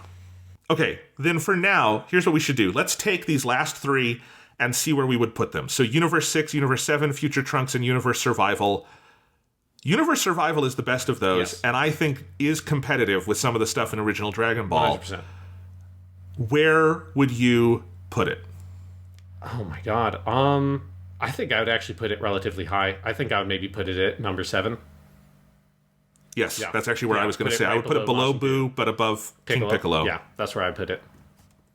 Okay, well, let's do it. Let's break the chain here. We're going to put it number 7, and then Piccolo becomes 8. I'll fix those numbers later. Yeah. Okay, so Universe Survival Arc right under Majin Buu. I mean, Universe Survival Arc, not perfect, obviously, but it is such a conceptually fun, different version of a tournament. It has so many good characters, it has so many good fights, and it has the coolest power-up in the series. Yeah, it's got the coolest power-up. It's conceptually awesome, and it has what is one of the coolest things that has ever happened in any piece of media ever, which is Goku doing the sliding Kamehameha over Kefla's beam. To Kefla, is yeah. like one of the fucking just raddest things. I lost my shit completely when I watched that happen. Like, I remember that moment distinctly so much. Like, oh my god, that is the best piece of fucking choreography I think I've ever seen for something like a Dragon Ball show. So yeah. I know there's some people who like to shit on that arc, and they need to answer me. What about the Kefla moment? Yeah. Anyway, Future Trunks is one I am so torn on, yeah. because if you ignore the final episode of Future Trunks, episode 76, it is so good. Mm-hmm. It is so twisty, and it really captures, I think, the feeling of the Cell arc in terms of the number of plot twists and the amount of lore being dumped on you, but in the best way possible. It is so propulsive. It is so imaginative. And the final episode is one of my least favorite things in all of Dragon Ball because of the way it just shits all over what that story is doing. It's really bad. Yeah. So overall, I'm not sure where I would put it. And then Universe 6 versus Universe 7 is just a super solid tournament arc. Like, it's not phenomenal, but it's really solid. Yeah. Like, were I ranking these, like, within our list, I would probably put the Universe 6, Universe 7, like, at number 12 or whatever. I don't think it's as good as any of the original story arcs, but I think it's better than, like, anything in GT or any of the fillers or anything like that. Yeah. And I'm with you on Future Trunks is hard on where you would put it. Because I feel like it would break into the core list or whatever and mix it up with some of the original stories, but I don't know how far into that list it makes it because of like the way it ends, which I agreed like sucks a lot of like kind of the oxygen out of that arc.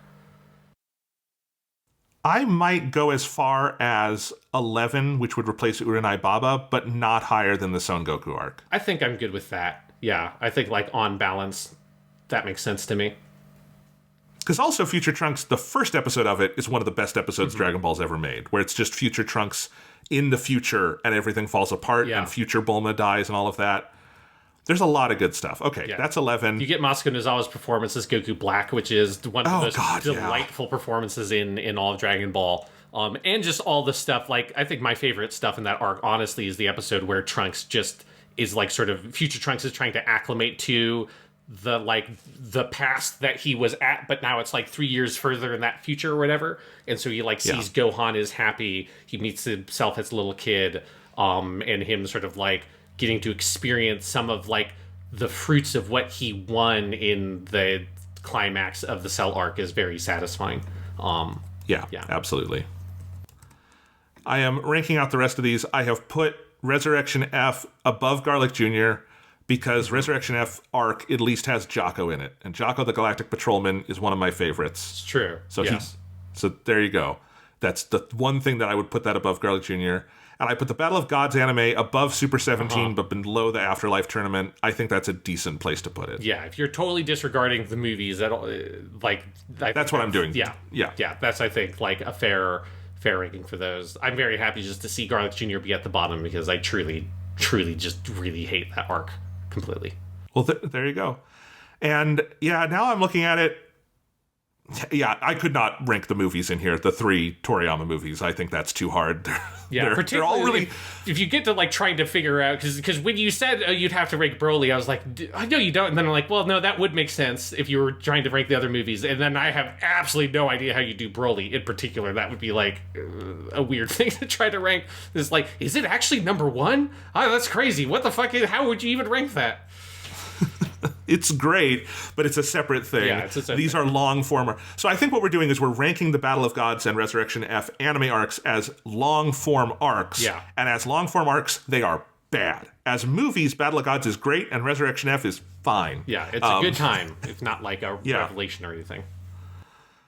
So, do you want to count these down with me, Sean? Starting at number 21, I will let you do the honors of number 21. Okay. Number 21 in our ranking of the Dragon Ball arcs is Garlic Jr. Number 20 is the Resurrection F anime version. Ugh. Number 19 is the Super 17 arc of Dragon Ball GT. Number 18 is the Battle of Gods, but we're on a boat, motherfucker, version of the arc. Number 17 is the Afterlife tournament from Dragon Ball Z. It's fine. Yep. Number 16, Baby. Number from Dragon Ball 16, GT. baby. Number 15 is the Evil Dragons arc from Dragon Ball GT. AKA the one where Goku dies, but for real this time? Maybe? Question mark. Number 14, Universe 6 versus Universe 7, aka Hit is pretty cool. It is pretty cool. Number 13, the Red Ribbon Army arc. Hey, it had that Dr. Slump crossover, and that was pretty great. Number 12, Uranai Baba, Goku meets his dad. Yes. Number 11, the Future Trunks arc of Dragon Ball Super. Future Trunks is a good boy, and he deserves everything good in the world. Masuko Nozawa's vocal performance makes me feel things I'm not entirely comfortable with. Number 10, the Son Goku arc. Number 9, the Training and 21st Tenkaichi Budokai arc. 8, the Piccolo Daimao arc. Number 7, the Universe Survival arc from Dragon Ball Super. It's good, but we're going to get hate mail for that one. Number 6, the Majin Buu arc. Number 5, the 26th Tenkaichi Budokai, sorry about the leg, Yamcha. You meant 22nd. 22nd, yes, that one. Yeah. Number 4, the Saiyan arc. Sorry about the body, Yamcha, and especially Chaozu. I hope you enjoy your whole Yamcha, is what you deserve. Number 3, the Piccolo Jr. / Ma Jr. / 23rd Tenkaichi Budokai arc. Number 2, Namek and Freezer. And number 1, the artificial humans / android / Jinzo Ningen / Cell, but he's also actually an android / artificial human / Jinzo Ningen. So it's really just the artificial humans arc, what we are saying, the best arc in all of Dragon Ball. There's a lot of good stuff on that list before you get to anything remotely bad. Yes. Dragon Ball is a very, very, very long-running franchise. It has had its ups and downs, but honestly, they've mostly been ups, especially if you're going for like the actual long-form stories. That's what makes Dragon Ball so wonderful. I mean, if you're going for the core stuff, and especially if you're going by the manga, which I have to emphasize, if people listening to this have only ever done the anime, like really, you should go read the manga because it is incredibly good. And I had held off on it for a long time, and then eventually did it in Japanese. But obviously, if you read it in English, it's just as good. And yeah, it is like you see so much of like the full shape of the story and everything because it's like really just like straight from the head of Toriyama. That's like there's nothing in the Dragon Ball manga that is bad. There's just arcs that are somewhat inconsistent, and then eventually they just get really fucking good over and over and over again, and it's a great time. And you will also see some of the best paneling in the history of comics. You will see the cleanest panels ever. I think the best fight choreography I've ever seen in a comic book, or a manga. It's just, Toriyama is a preternaturally gifted manga artist, Yeah, so it is. Dragon Ball is just one of the best things out there, whatever form you experience it in. But the manga is the realest of the deals. Yep.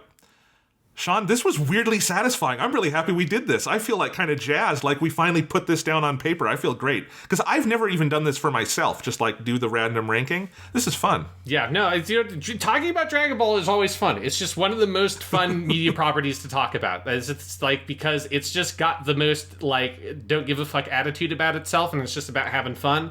That, yes, anytime you can just do a Dragon Ball podcast is a good time. All right. Well, thank you guys for listening to this part. Let's see what's next on our 10th anniversary adventure. And also, eventually, we'll have to revisit this list, Jonathan, to fix this, because really, none of these are Dragon Ball arcs. Really, what we should be listing are all the different Dragon Ball sagas.